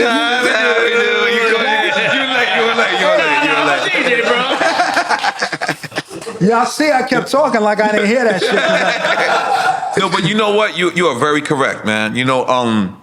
Like I said, I was saying it earlier, like how going on the road with somebody, like you get to learn that people, you get to understand that certain people feet stink, and you like, damn, man, I don't want to be around him in this hotel room. But I realized that I would do this show in Hot 97, and it was called Hot Night Jamaica, right? And we would go there, and everybody who I went there with, I always formed a relationship with, and it's because of what you just said. It's just like, we're a fraternity without calling ourselves a fraternity. What is it? That's what it is. Fraternity. Shit. I've not seen Mix-a-Lot. I had not seen Mix-a-Lot in a couple of years, and we just had a show. I want to say it was it outside of Sir Mix-a-Lot? Yeah, Sir Mix-a-Lot.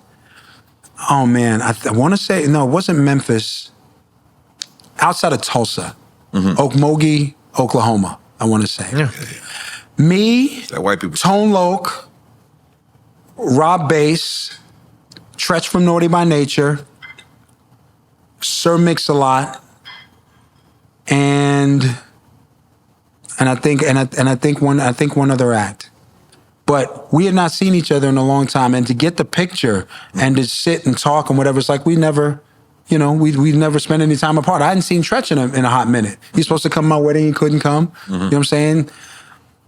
It was just that feeling and knowing to be a part of it, especially when guys can go out and see other guys' sets. Like that new song, I can't wait to do that new song in front of Tretch. I think he's going to be with me tomorrow in West Virginia, but I know over the next 2 weeks to 3 weeks, I'm going to do a show with him where I'll do that in front of him. And just to get his reaction to it and you know, talk to him about what I'm doing and that kind of thing. It's great. You see them more than you see your friends. You see them more than you see a lot of your family. But there's a mutual respect. So that's why I'm still going at it, you know, at this age. God damn it, man. I just want to thank you, man, for everything you do for hip hop, man. Thank you, man. For being here on Drink Champs, man. I want to shout out, I've got to shout out one person. Absolutely. Continue. My best friend, best man at my wedding, Antonio Knox, young rapper that I met him as, came out of Baltimore. But he has been such an inspiration to me and just kind of keeping me grounded and being a good sounding board. So when I told him I was doing this, he's like, yo, man, this is, you know, he knew how big this was for me. And after all the discussions, like a lot of the answers I gave, I've discussed with him, but I'm not throwing names out and whatever. But Antonio Knox is my man. Well, big him up, but let us tell you, man, like, you know, when we give these people flowers, when we, y'all heroes, man, like, you know what I'm saying? To me, everybody, and I know how it feels, man. I know how it feels to walk in those shoes. I know how it feels to be in those locker rooms. Veterans, man, y'all veterans. And you know what I'm saying? So what we do is so much, you know, sometimes underrated. You know what I mean? That you just, I love this, man. I was so excited to have you come through. We were betting on you. I lost the bet. I lost the bet. You were betting that I wouldn't. You think I'd ghost you like Ice did? No. We bet on time. We bet on time. I said you would be here at 3:45. Me and Jason went out and we had sushi down the street. That's the only reason it's 2 minutes late, because it took a long time for them to make this. I don't know what they talking about, man. 2 minutes do not count. I'm an artist. Like, you know what's crazy? As an artist, I always came late, but then as a businessman, I never come late. I always there so early. But I always understand. But we got him. Look. All right. This is gonna cap it off. He said that if he had to pick a beat between anybody in the world to save the world, he would pick Scott Storch on the goddamn beat. And we got Scott Storch right there. You see him? Great to meet you, man. That young MC, Scott Storch. He said if he can save the world, he'll pick you to make the beat, Scott. Where's the volume on this? Oh shit! Whose phone is it? Let's make the beat, bro. You could tell he don't spend no money on his phone. Oh, my bad. It's all the way up? It's all the way up. He knows. That's what he said. No, I'm down, dude. Feature whatever you want. You know what I mean? I'm down. I'm a big fan of your work. From what you did with Cube and what you did with Method Man, I'm a big fan of your work, and you inspired me as an artist and a producer, dude. So that's what's up, because I've watched several episodes and nobody drops your name. I'm like, no, it would be you, and then the MC would be Starang Wonder from Boot Camp Click. Oh, wow. You know what I'm saying? We got to track him down. So absolutely, man. So wonderful to meet you, dude. Likewise. My man, Scott Storch. Thank you, Scott. Thank you so much. You got to upgrade your phone, man. Yeah, man. Your shit sound like a Metro.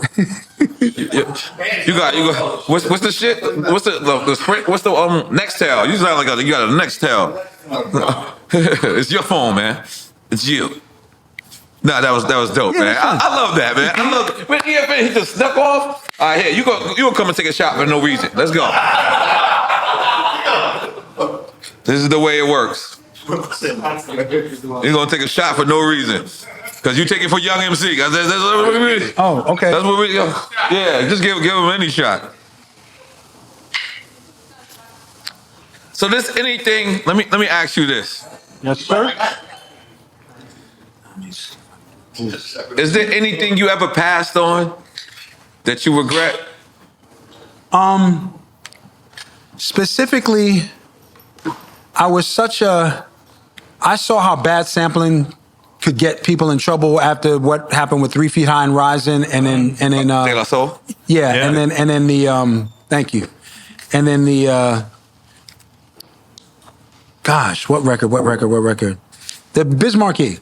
Before All Samples Clear, the one they pulled. Yeah. So I'm watching this and I'm saying it's so much going on, and even some of my records, you know, that weren't clear, they you know, stuff had to come back and be dealt with. So the record that would have been a single for me, I had a huge sample in it, and I chose not to go that route. Changed it around,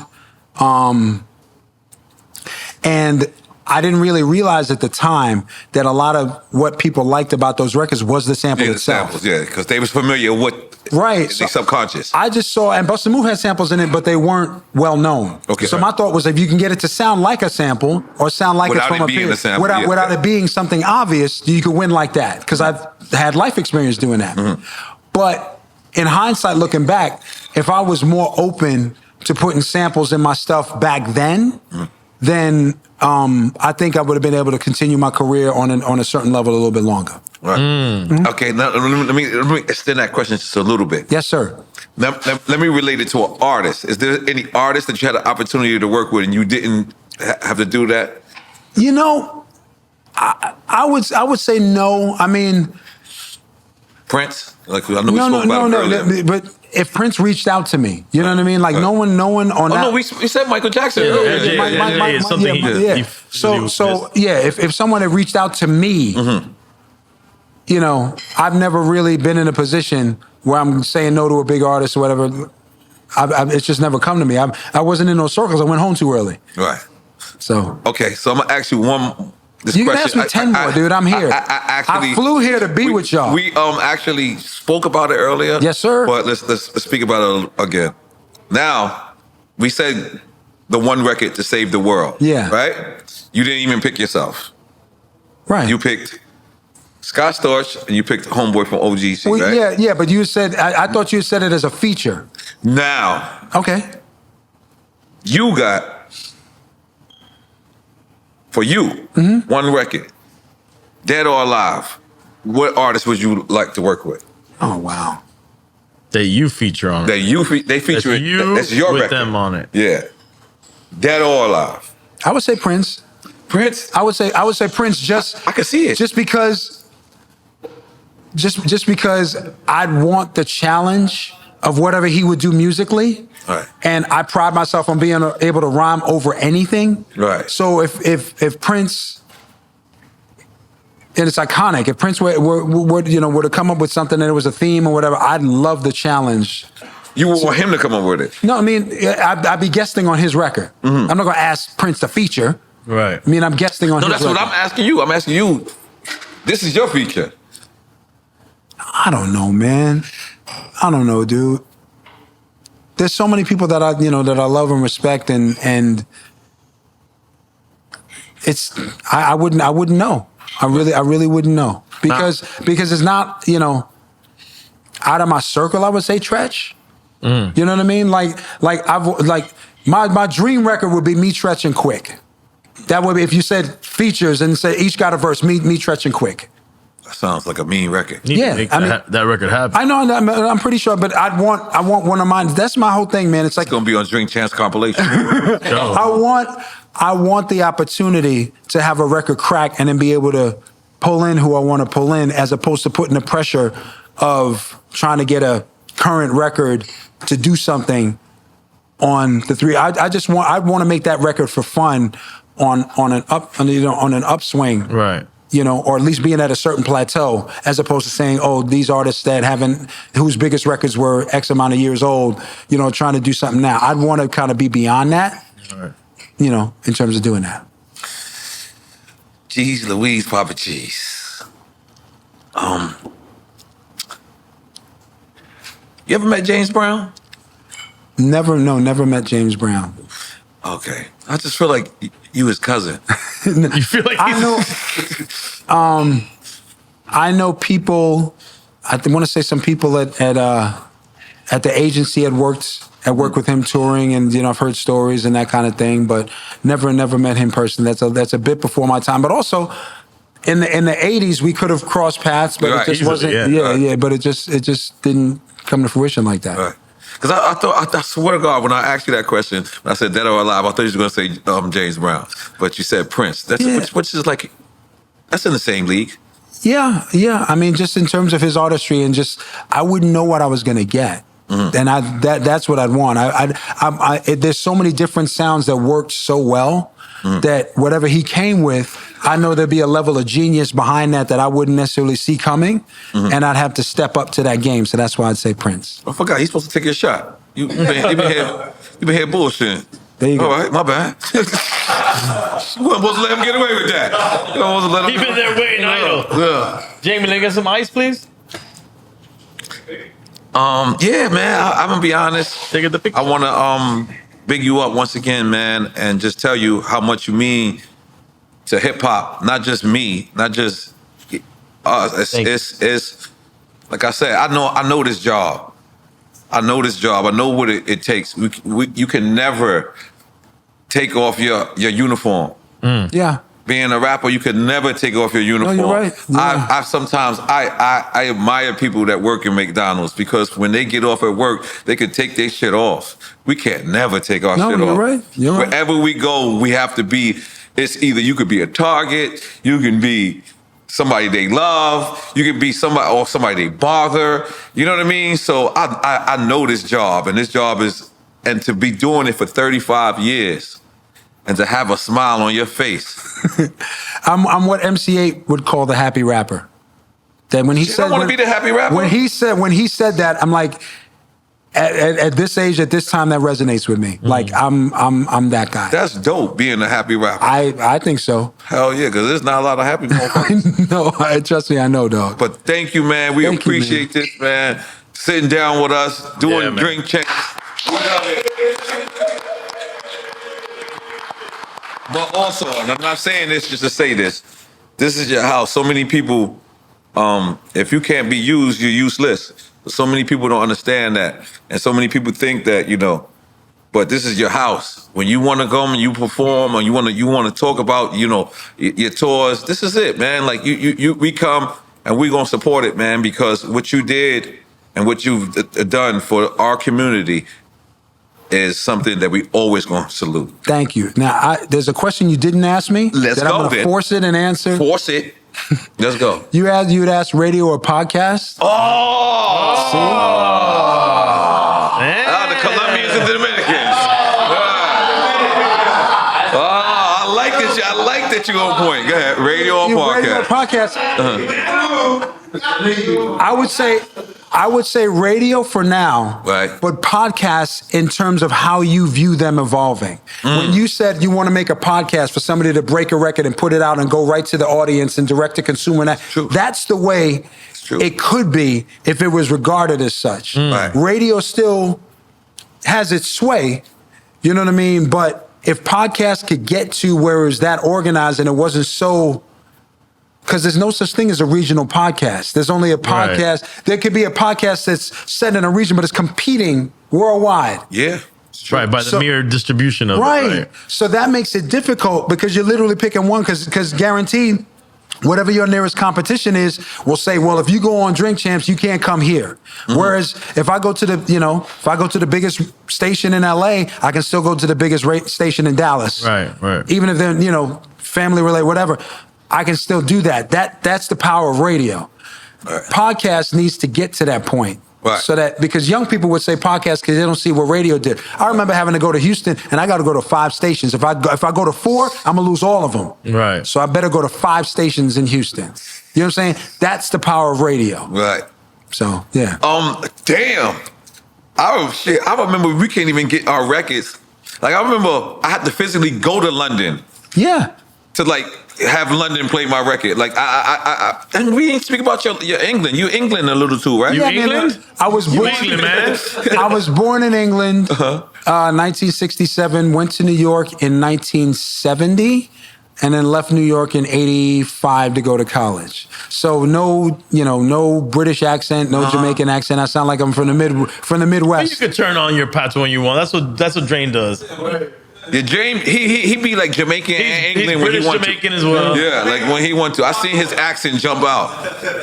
Some Jamaicans come around, he be like, yeah, He starts sucking his teeth. And he decided, is it a London Jamaican or is it a Jamaican and then from Jamaica? I see somebody from England come around and him act like he was English too. Yeah. He was like, he's being sophisticated. They're like No. you don't do that. You don't do none of that. No. You just young MC. I'm just me. Okay, all right, cool. Me. Except when I was imitating that lady at the Grammys, because that was. You did it very good. Thank you very Yes. much. It was very natural. Thank you. Well, thank you once again, Yeah, man. man. I want you to know that everyone here wants to be here to salute what you done, what you continue to do, and keep doing this shit, man. Like, you're inspiration to us all, man. Like, you know what I'm saying? We love for you. Let's do it. Yeah. I'm gonna have him sign a couple of these things. Yeah. Sure. You got a pen? Oh, Yeah, you got it. By the way, that's his real CD. Oh yeah, Yeah, he didn't go online. That's not a CD. I mean, his real tape. I'll sign Tones, but I'll leave a space for him to sign because you should have him on. Yeah.